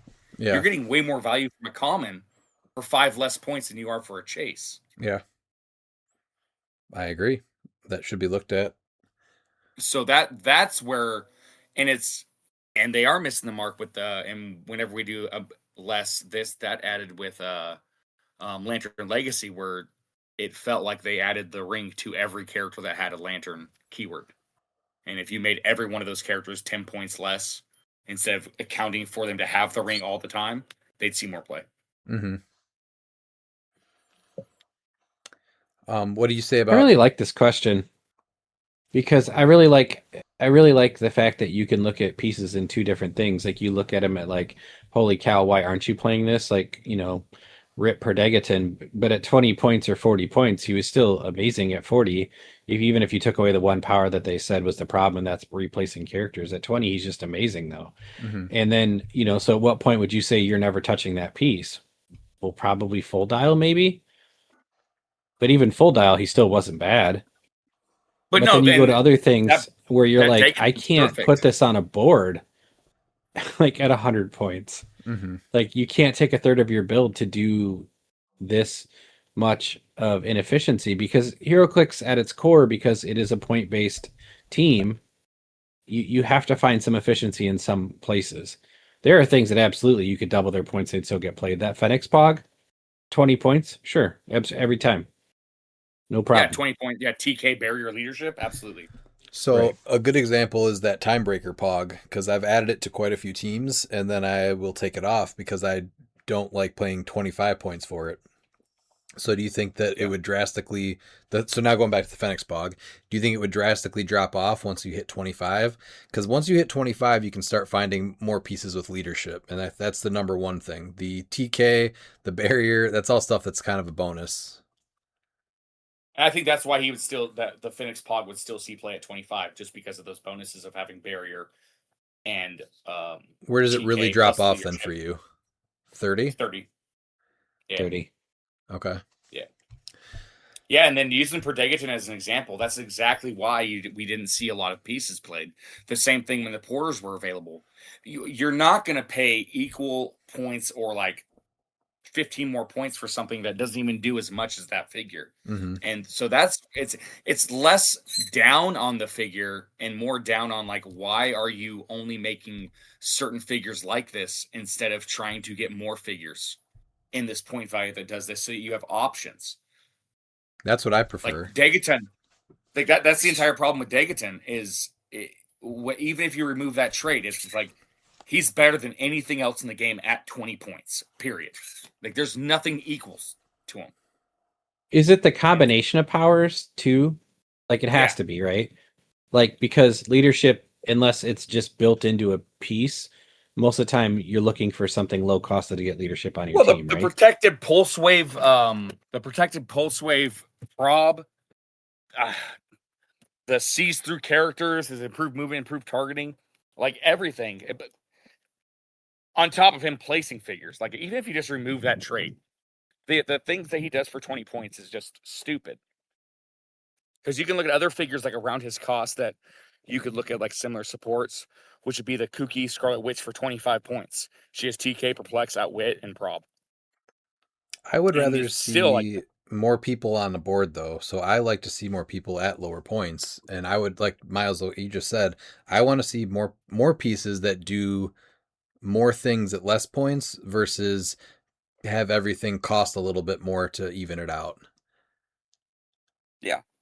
What about Copycat with the new errata? Where are you guys for 15 points? Obviously, that's way undercosted for pre-errata. Pre-errata, I would say 30 points you still see in play. Then it would start to drop off. Yeah, well, and it's funny because she's in the same Pogs in the from the same Iconics. You have Rogue that's just like a hypersonic piece for 20 points. Right. It's like what's going on here?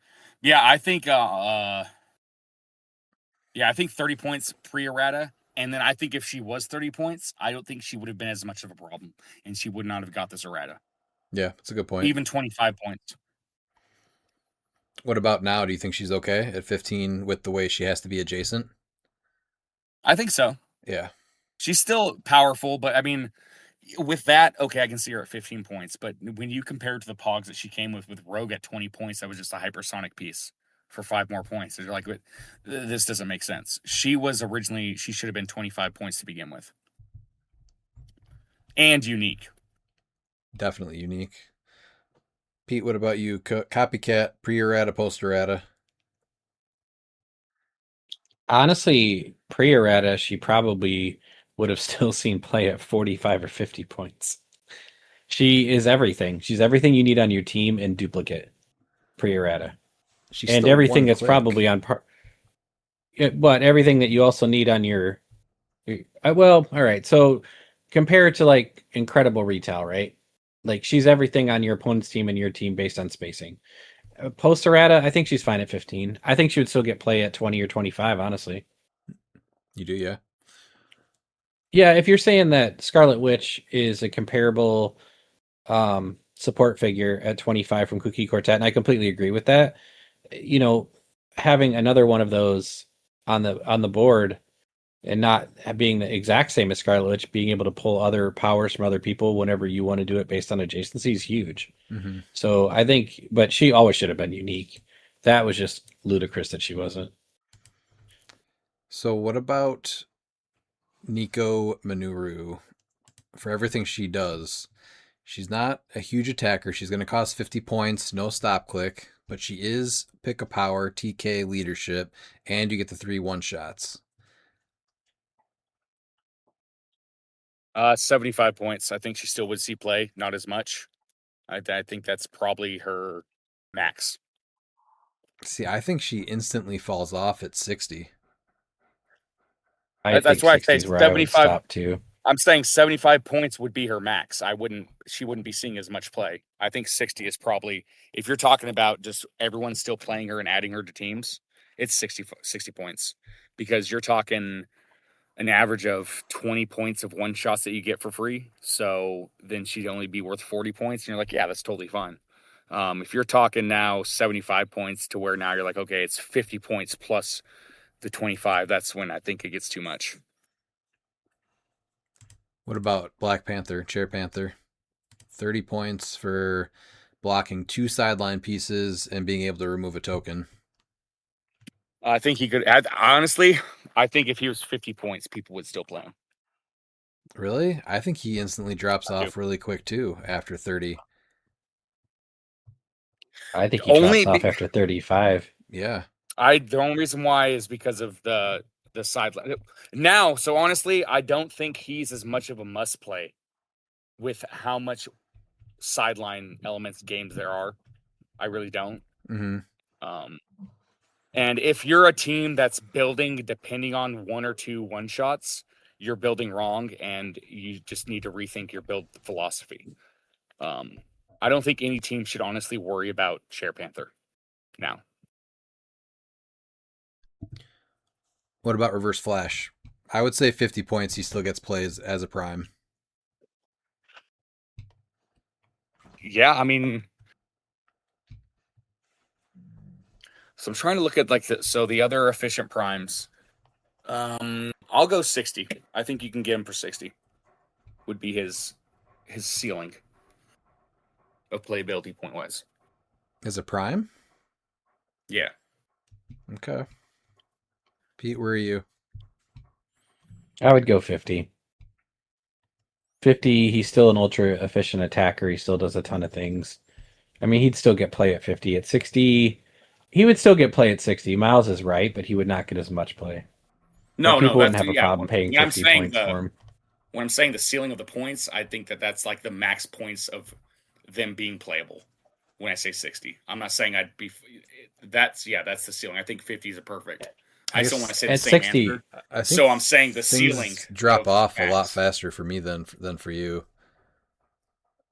Let's do 2 more here. So the Colosseum cap, I would say 75, and then after 75, he's not seeing any more play.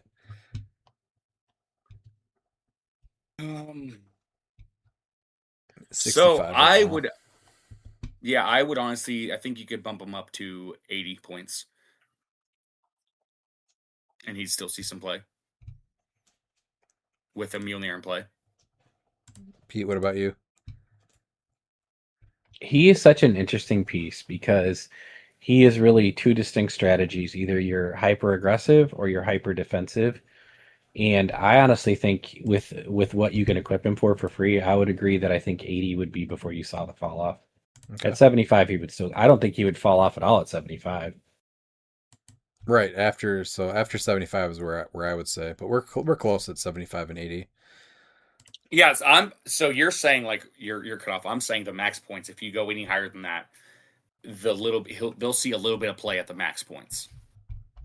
That's what I'm saying. Yeah, but there's nothing else like him. No, that's yeah. He does. The defensive strategy is we saw for a good 4 or 5 months. That was running events. The with Stephen Clark. Like Stephen Clark went on a tear, when he was playing the Galactus team. Mm-hmm. What about Prime Rogue? Oh, honestly, I think that she should be 150. 150? Yes. Man, I would say 110, 115, and then she instantly drops down. She should be 150 for everything that she does. She has every good improved movement. You can't target her, so you can't prob her, you can't perplex her. She has 7 clicks of health with no stop click. That's fine. And you think that should be half your build? Yeah. Wow. All right, Pete, what do you think on Rogue? That's fine. I mean, I think she's really, 2 pieces, 100 points with the sword or 115 with the armor, right? So I think 125 would be fine, and I don't think you would see. She's still the most ridiculous attacker in the game. Like, she just does. There's nothing. So even take other really highly efficient attackers right now, like Prime Cable. So he's 70 points if you put the whatever equipment you want on him to do whatever he wants. He still doesn't fly and ignore the map. No. So she's just amazing. I think 125 though, because if you put the armor in and then she's 140. So I think all you're doing is just basically shifting her to get the sword for free more often at 125. But I think she still gets played all the time. Okay. We definitely disagree on some of those. Let's go to McConnell Lamar here. Hey guys, I hope you had a great weekend. A few items have just become modern legal. Eddie Munson, Red Dragon, etc. Which ones do you see making an impact at Origins? Eddie Munson for sure. The Flight Ring, I could see that one instantly picking up play. The Red Dragon is interesting though. Let's talk about the Red Dragon in just a second. What do you guys think as far as some of the new stuff that's just dropped? So the new stuff that's just dropped is the OP kit. The Orb of Agamotto is going to be seeing a stupid amount of play. Is that legal for Nats? It should be. It came out, over a month ago? Didn't it just come out? No, it came out June 3rd. No, it didn't. It came out last month. Yeah. Oh, I don't think that's true. Yeah, it might have gotten delivered to stores. I know people were playing for it. June 3rd was its release date. Okay, so some stores were just playing with it earlier last month. Okay. Yeah. Then never mind. I thought that was, because I know a lot of stores that had it last month, so I assumed that it came out last month. Eddie Munson, yeah, the Flight Ring I think is going to be the biggest. Pete, what do you like that's new? Oh, Eddie Munson's insane. He's so good. I need one. I love him. I also think the Phoenix Mobile is going to see play. You get a lot of interesting things with it. It's got support. It's got the ability to carry people. And it's got if you can basically ignore a crit miss. And it's not for nothing unless you hit it with Pensai. It's kind of a little bit hard to take down, and it's not terribly costed at 10 points for all that utility, especially just support. Mm-hmm. So the young red dragon, that one has 9 clicks with a stop click in the middle. He's also got poison from a 6 range and drops the attack of people down by -1. 19 defense, 4 outwit, 2 bolts. Where do you think he is at 100? Obviously, he's not playable at the higher point lines, I don't think, competitively wise. Super fun piece to play. Do you think he's got a chance at 100? I like him at 100. I think that he brings a few different options. Do you put Animal Man on him? Give him hypersonic instead of that, and then potentially go? Because I think this guy, he's really good defensively, making people come to you, especially with the strength of schedule change. You really got to think about how you're going to place, because this guy's not going down, and he's got the traded poison from 6 range. And then you can play him with the what's the gold train that came with him? What's it called? What's it? Treasure like the Hoard? Gold Hoard? Yeah, Treasure Hoard. Yeah. So I think what's interesting is that he has that 100-point line, and I'm almost wondering if we can see an uptick of the Ellie Iceman with him. What would you play with him then? Because they all have to be 100 points then. No equipment. Prime Rogue. Yeah, it's not bad. So the treasure hoard is Beetlejuice? Stop it. Stop it.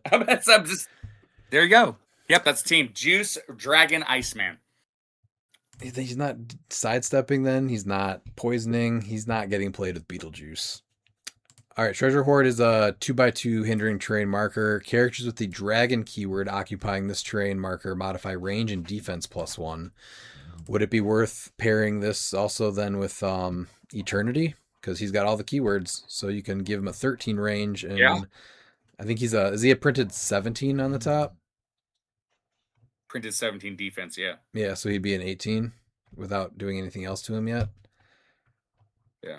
Would you pair him? And it 13 takes range. 5. Yeah, and it gives him like 5. It takes 5 damage to destroy it. I mean, so yeah. I think that there's potential with this treasure, both with the dragon and with Eternity. 0 points. Yep. His second question, HeroClix tends to be about the new hotness. What is the oldest modern item figure that is competitively viable? I'm going to go with King Arthur, I think. The oldest set is Masters of Time. So if it's from a set, probably something like Reverse Flash or Caveman Wally West. But I think the oldest piece that's modern legal right now, I think, is going to be King Arthur. Miles, what do you think? So I'm gonna go with, and this is the oldest piece, and that's gonna be Ace, Legacy Ace. If we're talking from sets, I think that the change to Loki is huge, and I think that Prime Swamp Thing is being slept on as well.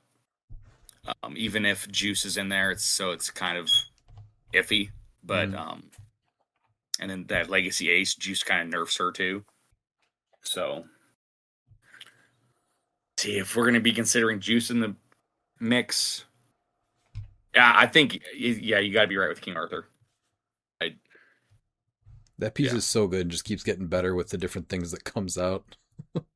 He runs our monthly games every time someone plays them. The new sword terrain is amazing. Oh, for him, yeah. Yeah, Yeah, he keeps getting better. Yeah. Pete, what's your pick? I think King Arthur's the right one. Yeah. I did like the Ace thing, though, but you got to take out Beetlejuice. Mm-hmm. If not, that one would have gotten more of a consideration. But I think that having seen what that King Arthur does in the monthly format, and I'm just honestly surprised he doesn't just get more consistent play. Mm-hmm. Yeah, he's solid. And when he does that's really good. Yeah, he does great every time he's at an event. The piece from a set, though, I would say Reverse Flash. That thing for 40 points is just absolutely amazing. Yeah, You're not even mad when you pay up equipment on him. Like, he just is just doing so much. And he's still like exactly what McConnell said. It is usually about the new hotness. That guy still shows up on builds everywhere, super frequently. And then his third question: has there been an announcement about what is winnable or purchasable at Origins? So not yet, which seems kind of late since they're going to be for sale in about a week, less than a week now. Yep. Then we have Tyler Shaw. Hello, degenerates. While the map menu seems like an unnecessary barrier for new players, it opens the door to some fun thought experiments. I agree with the sentiment of seeing how it goes. If you could each pick 3 maps that would create your own map menu, surely more refined than the current, what would they be? So I actually just had a player say this same thing to me at our weekly thing. We had a practice event and he was trying to pack maps for that night, and he kept just having to throw them off to the side because he didn't have the ones that were actually legal for this event, and it really narrowed down what he was able to bring. So perfect example of why the map menu is not a good idea. But if I had to pick my top 3, it's going to be Major Brock's Bunker, Sailor's Dream, and I was very excited to play Syndicate's Ascent. So I think picking the neoprenes is just taking the easy way out. Shut up, Miles. It is, because the neoprenes are arguably the best maps in cliX. Like, it's arguably. So I'm going to try and make it a little bit harder. I'm going to go with... What are you going to do? I'm going to make it a little bit harder. What are you going to do? Right after I take this drink with Drunk Iago. We're going to go... number 1, we're going to go with House of Mystery. It's a good one. It's going to be in the Play at Home kit. So it's going to be the Major Brock's Bunker option. For the paper maps. The next one is we're going to go ahead and choose Vibranium Mines. And then the third paper map, we're going to go with the Tangle. That's going to be my 3. All right, those are very good options. I support all 3 of those. Pete, I know you're going to disappoint me, so at least Miles made me feel warm and fuzzy for a little bit. No, I think I'm not going to disappoint you. I mean, any more than usual. Yeah, okay. I'm going to go with, Ugh. Ancient Labyrinth. Okay. I'm going to go with Guardian Ship. You're surprised those are 2 indoor maps, aren't you? Yeah, and there's blocking. A lot of it. And I'm going to go with the basketball court, and I'm going to tell you why. Oh. None of them matter because of Prime Rogue. So just put them on the board, baby. It doesn't matter. She's going wherever she wants anyway. Screw your blocking.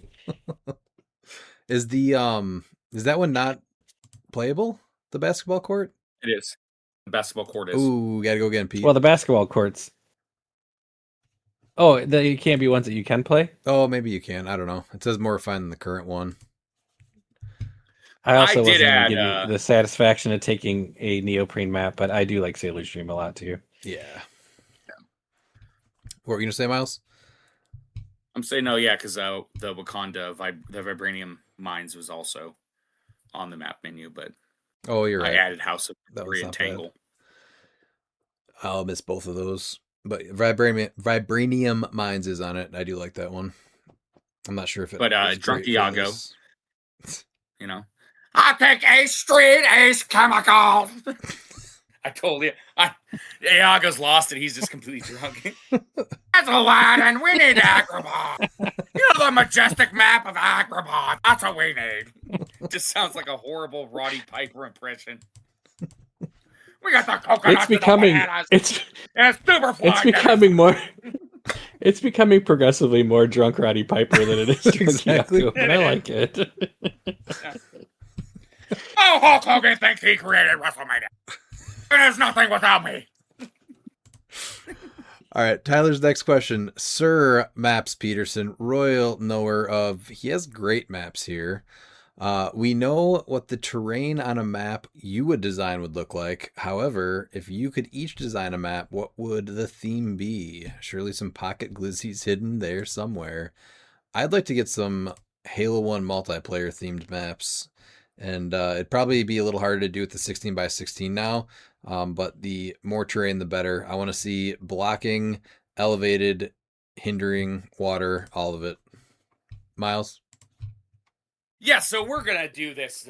We're gonna be inspired by a movie, and so it's gonna be like a grocery store. It's gonna be inspired by a sausage party, and we're gonna have just hidden Easter eggs of glizzies throughout the shopping mart. You know, That's great. on the aisle. That's it right there. Okay. Oh And it's man. be called, and it's me instead of sausage party, it's gonna be called the Glizzy Coliseum, and it's just gonna be like The producer agrees with it. I heard little baby Eagle Brian in the background. Yeah. He loved it. He loved the Glizzy Coliseum. Just a supermarket. All right, Pete, what bullshit do you got? Well, Redman, he got the title correct. It is Sir Maps Peterson, royal knower of great maps, No. but still lover of even good maps. Those are the ones you like, not great maps. But it would be one of the most terrifying things that happens in nature. It would be a whiteout snowstorm with the one piece of blocking right in the middle. Because basically, that's what it's turned into anyway. I hate it. Tell me when I'm telling lies. I hate it. I would hide pocket glizzies though too. Like, so if I could make my own map, it'd all be like little tiles, and if you flip them over and you land on a glizzy, you got to heal your character one click. At least you're being a little more creative than just snow in a rock. Here, oh, you And know what? I pocket like this. How glizzies. about Rebman, the destroyer of paper landscapes? Ryan Rebman, first of his name, hater of cheap paper maps. Ooh, that's pretty good. I still do like Sir Ryan Redman the negative. That's Ryan, where are the neoprenes, Rebman? All right, we have one from Jeremy Telleronic. Hypothetical question. If you were in your garage and attacked by a possum and you had to defend yourself by using a wrestling move, which wrestling move would you use? Pete, let's start with you on that one. So hypothetically speaking, if you're out in the peak cave and you're just enjoying your evening, maybe listening to a little bit of Sirius XM radio, maybe taking a trip down memory lane on their lithium channel, and suddenly your motion light goes off when there shouldn't be any lights going off, and you're really confused, and then a possum takes a dead run at you, hissing and showing teeth. You have that moment where you got to really debate what wrestling move can you go for. Do you try to RKO it? Probably not. It's pretty close to the ground. Do you try to F5 it? No, again, teeth and claws, okay? So you do what every great wrestler in that moment goes. You either go with the V trigger from Kenny Omega, or you do what Randall K. Orton would do, and you punt him. But that's hypothetical. Of course, hypothetical, for sure. Completely hypothetical. All right, Miles, I don't think you're going to take mine, so let's hear what you would do. I hope you don't. Well, I would do, I sent the image. It's taking a trip to the Batcave. I don't know The what that Bastion means. Booger splash. It's the Bastion Booger sit down and Bastion splash. Booger doing the dance, and then, sitting so the taint hits the face. Okay. Yeah. To the possum? Yeah. Or Okay. how about the sidewalk slam? Not because it looks cool, but because it keeps the possum away from my face. All right. All right, what about... It doesn't require getting on the ground with the angry marsupial and avoids the risk of attempting something ridiculous like a Canadian destroyer on an animal that may or may not already be playing dead. Oh man, Canadian if you Destroyer. could Canadian Destroyer it, hypothetically, that would be intense too. All right, how about a concerto where you just kind of let one folding chair be on the ground and then you wait for the opossum to be on top of the folding chair and then you just whack its head off with a second folding chair? Well, hear me out, hypothetically speaking. What if the possum's coming at you with a chair? Do you then Van Daminator it? Oh, Back yeah. at the possum? For sure. No, it's got to be the Van Terminator because you got to get up high so it can't bite you or hit you. and then you're going to jump in 2 feet, then Terminator it.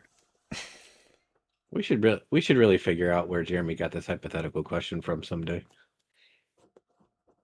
Yeah, it's definitely a unique question. Gotta pull it from somewhere, I would assume. All right, last we have Mark Well- Bird. Howdy, degenerates. Hope all is well for all of you. Maps Peterson, royal knower of... this guy says great maps too. Lord of the Lighthouse. What would be your choice of 3 maps with the current map menu approach for modern? Sir Mark Bird, first of your name, protector of the realm of Australia. I'm glad you asked me this question because I really struggled with what maps to put on my build for when we played Silver because I was like, man, none of these are going to do anything other than get me killed. So I went with the X Mansion because I think it's really the only defensive map left on the maps menu. I also went with the basketball court because then I only have to find one map because you can just flip it over. And I think finally I took the old Vibranium Mines because I was playing Hidari Yao and she's still just great on that map. And she's a big fan of Wakanda, so it's thematical. Wakanda forever. Number 2, he asks, Miles, are there any shenanigans outside of keyword sheets you hope to see at Origins? Are there any shenanigans you renounce but expect to see? Okay, so before I get into that, I think that we have the Maps Peterson, the great knower of maps. I think it's only correct that Redmond is now known as Atlas Redmond, the merciless critic of maps. I don't like it. That's why it's keeping it. Yeet ski. Okay, so outside of keyword sheets, you hope to see at Origins. Yeah, well, obviously, Isaac played it. It's Eternity and the Planets of Parademons. It's so crazy it works. And then I renounce but expect to see Beetlejuice. I expect to see Beetlejuice Berg, and I will renounce it, but you're going to win, and with the limited maps you can choose from, you want to be able to also limit your opponent. And HeroClix is really good at making sure that a figure like Perdegaton is just, and Copycat, they're just unfun and they need fixed. But Beetlejuiceberg is totally fine. So that's what I'm expecting to see, but I am renouncing him. Good to hear. And then number 3, Mr. Redmond, you appear to be a fan of the Symbiote Surface, a distant cousin to our dearly departed Traffic Barrel. Is the Ring of TK one of the better solutions to keep the surface active and not covered up? So I still like it, but it's so easy to get around now with the way that it's been ruled as far as the duration of the Symbiote Surface. Just TK something over it, smoke cloud over it, make your own surface over it.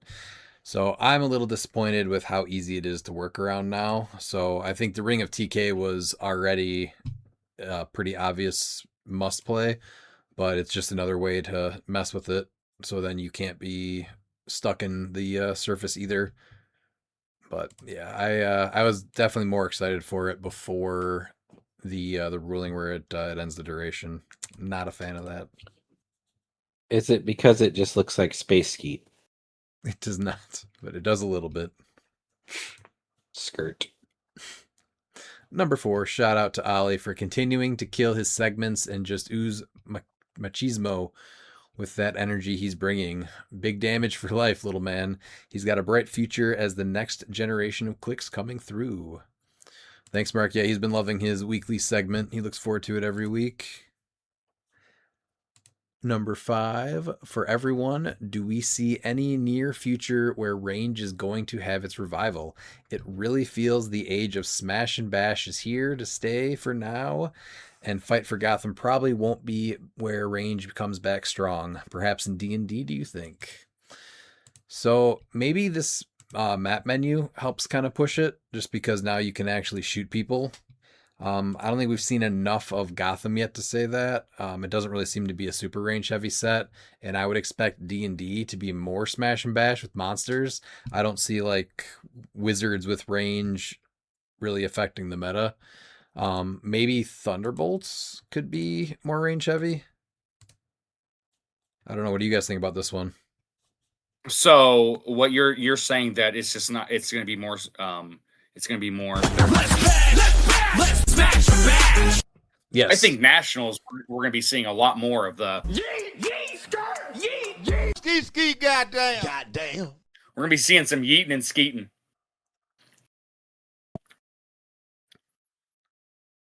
I think that. I don't think you really answered the question. You just played a bunch of drops. I just said no. That's what I'm saying. I was just getting the thing, but So you No, he says have that no you- input on any set affecting it or anything like that. Just I'm getting the to map that. menu and I was getting to no, that. you were done. All right, fine. What do you want to go with? No, Yeah. what I was going with is Yeah. that Ah. we're yeeting him, we're skeeting Ah. at nationals. Uh-huh. All right. And then we got Fight for Gotham. I think Fight for Gotham's going more smash bash. D&D, I think, is going to surprise you at being more range heavy. With the spell one shots, the magicians, the illusionists, the mages. So I think that there's a chance for yeeting and skeeting. Thanks, Miles. That's like someone asks you, what piece do you expect to see a lot? Miles is like, well, 'Cause I'm so Yeah. loved. La la la la la, I'm so loved. Like a fire rocket. It's not hot. oh, thanks, Four Miles. letters, one word. All right, Miles. Thanks for all that input. Pete, do you have any? Pete, do you have anything on this one? I think range is going to come back. I think the map menu is allowing it to, and maybe theme also. And, it's going to kill silver, but that's okay. We just loved it, but it's dead now. Gotham's going to be smash and bash, right? But I also agree with the Mayor Miles Kane that I think you're going to be surprised by the D&D set. I think you're going to have some yeeting and skeeting, and maybe some skirting. All right. Mark's last question. Let's take a page out of the WWE for their Hall of Fame. If each of you could select a figure each from Golden Age, Silver Age, and Modern as they currently stand, which figures would you induct into the HeroClix Hall of Fame, and which character from the same related universe would induct those figures into the Hall of Fame? Miles, what do you got for this one? Golden Age is going to be Icon's Superman. Vet Icon Superman. And, I know you're probably thinking, oh, Lex Luthor, that'd be a good call. No, we're going to have Bizarro, number 1, induct Superman. Oh my God, that would be into the amazing. Hall of Fame. All right. Silver Age. See, now this is interesting because I wasn't really playing when most of Silver was modern. So it's going to be more of a recent figure for Silver, but it's still the old card. So we're going to have to go with Sky Tyrant. It says we gotta go Sky Tyrant because he was modern when Silver first became a thing. He's on the restricted list. And inducting Sky Tyrant is going to have to be this is tough. We're gonna go with Jon Stewart. We're gonna go with Jon Stewart because they both had a fling with Hot Girl.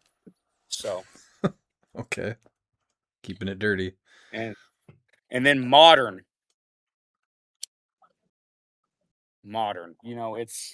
I think it's Take a break to light a cigarette there. I did. This is a tough question. Uh-huh. We're going with Perdegaton. All right. Okay. He's the first figure to be banned in modern in quite some time, especially this new age of modern. He's been banned. And we need someone from their universe. And so we're going to go with a fellow time stealer. And it's going to be Booster Gold's dad, Supernova. All right. Any reasoning? Well, I was going to have it be Peacemaker, but, I figured it'd be better just to not have Peacemaker because he's a space Nazi. Oh, Yeah. okay. So we're going with Supernova. Pete, what do you got? That's a great question. Thanks, Mark.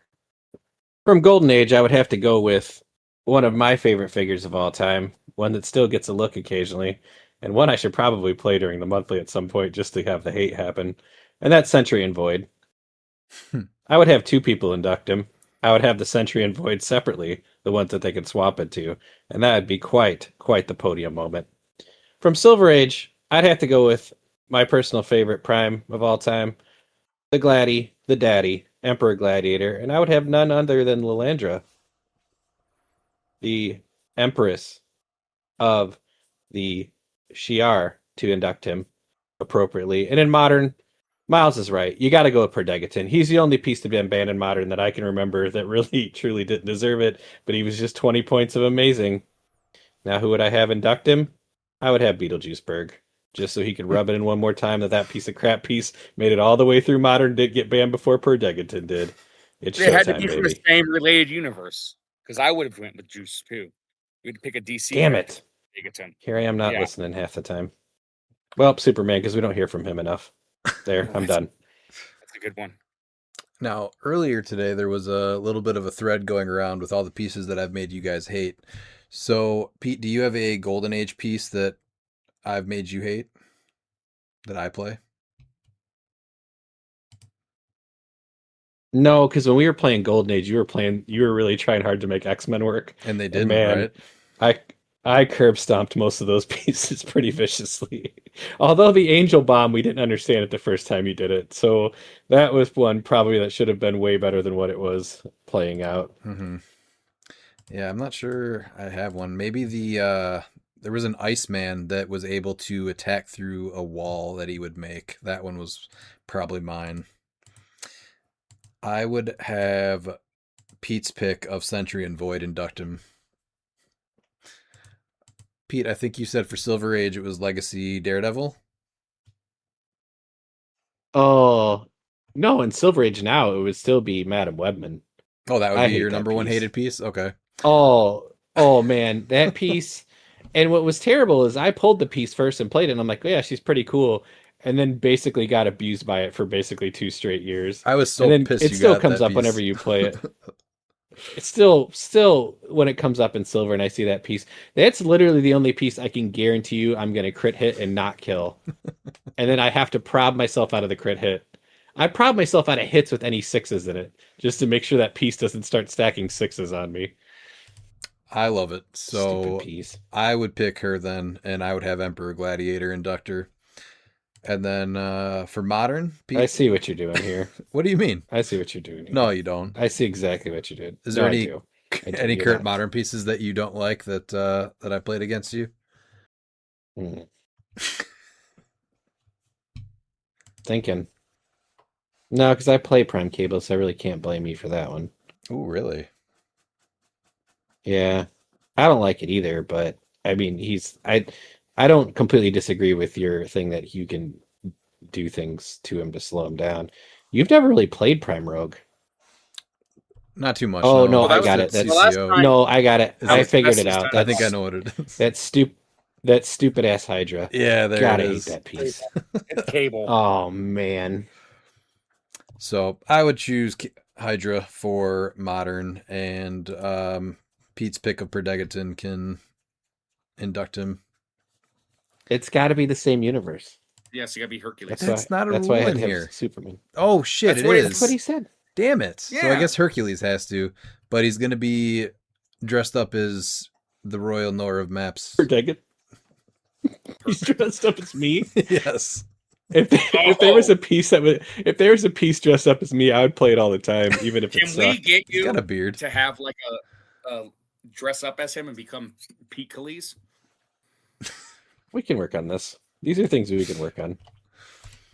All right, guys. Any final thoughts before we shut it down for the night? Yeah, so whether you agree with my takes, hated my takes, or are already typing an angry comment about them, I appreciate you spending some time with us here on Degeneration Clicks. And remember, if you need a birthday message, a pep talk, a wedding toast, a retirement speech, a championship introduction, or just someone to roast your buddy for making terrible HeroClix decisions, Miles Verse is available on Cameo for just $10. That's right.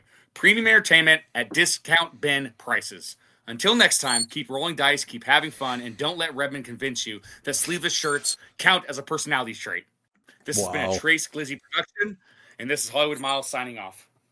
Dude, even that stupid bird is pissed off at you right now.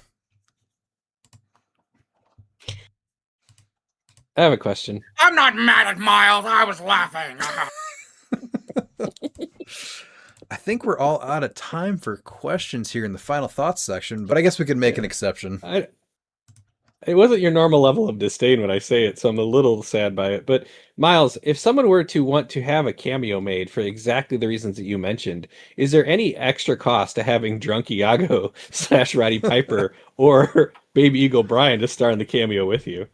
No, so that's the perfect part. It's why it's called the Miles verse. So when you send me your request, you pick the Miles that you want. It's a win-win for everyone. Yeah, Drunk Iago. Yeah, Roddy Piper. You get Arnold Schwarzenegger. He's here for you, and he's gonna help you get that girlfriend. You want to quit your job? Then you call me, brother. I'll be your man. You want to go diving and sleeping with the fish? Aqua Miles is you.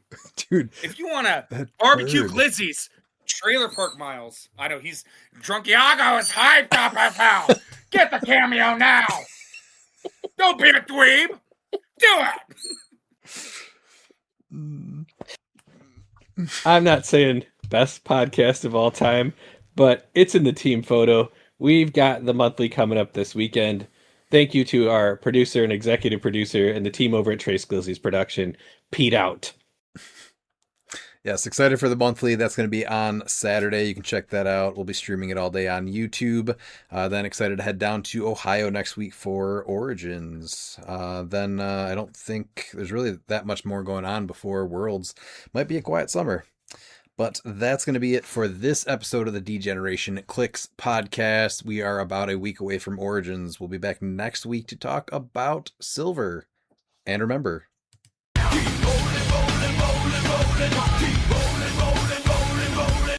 And if you're not down with that, we got 2 words for ya! Click it!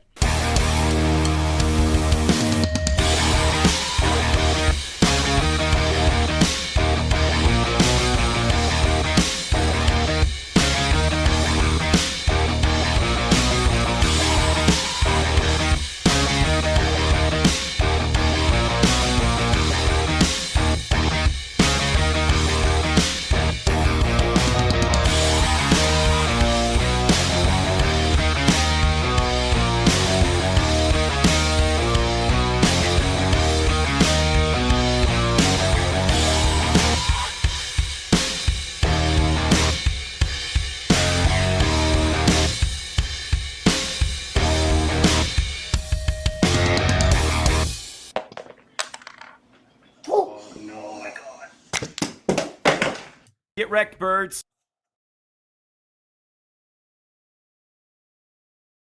dude, that bird was pissed. He was getting mad.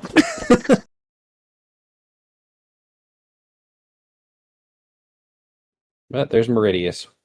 5 wins. 100% for the day. That's pretty good. Man, yeah, people are sleeping on him. If he did this good and and in 89th place on one team with 5 wins and 100%, Gwynum.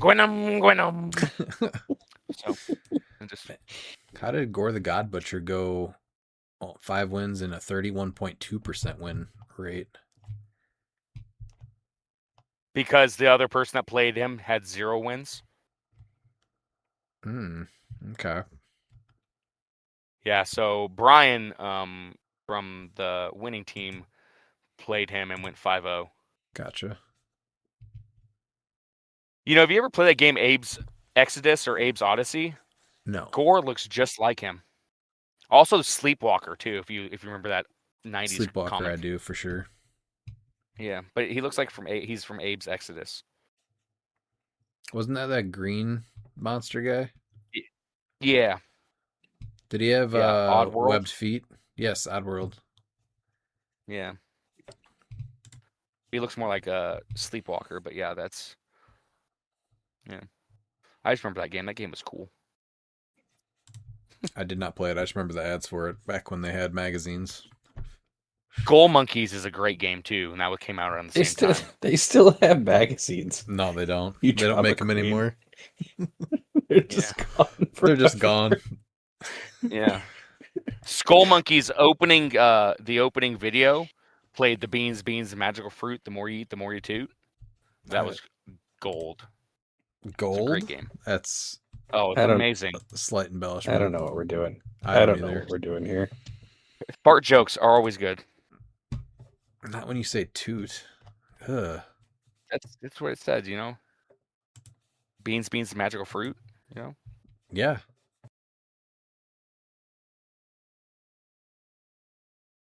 Speaking of I can hear trains, it, but it's not you bad. know, that they actually almost had they had Undertaker team up with Nathan Jones, and they were actually talking about the streak ending to the team of Big Show and the A Train.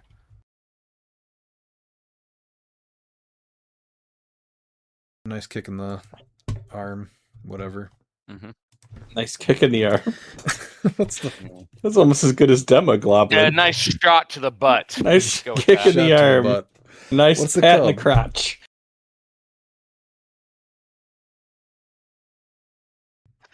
Stay tuned for giveaways, punishments, and treats for my cats.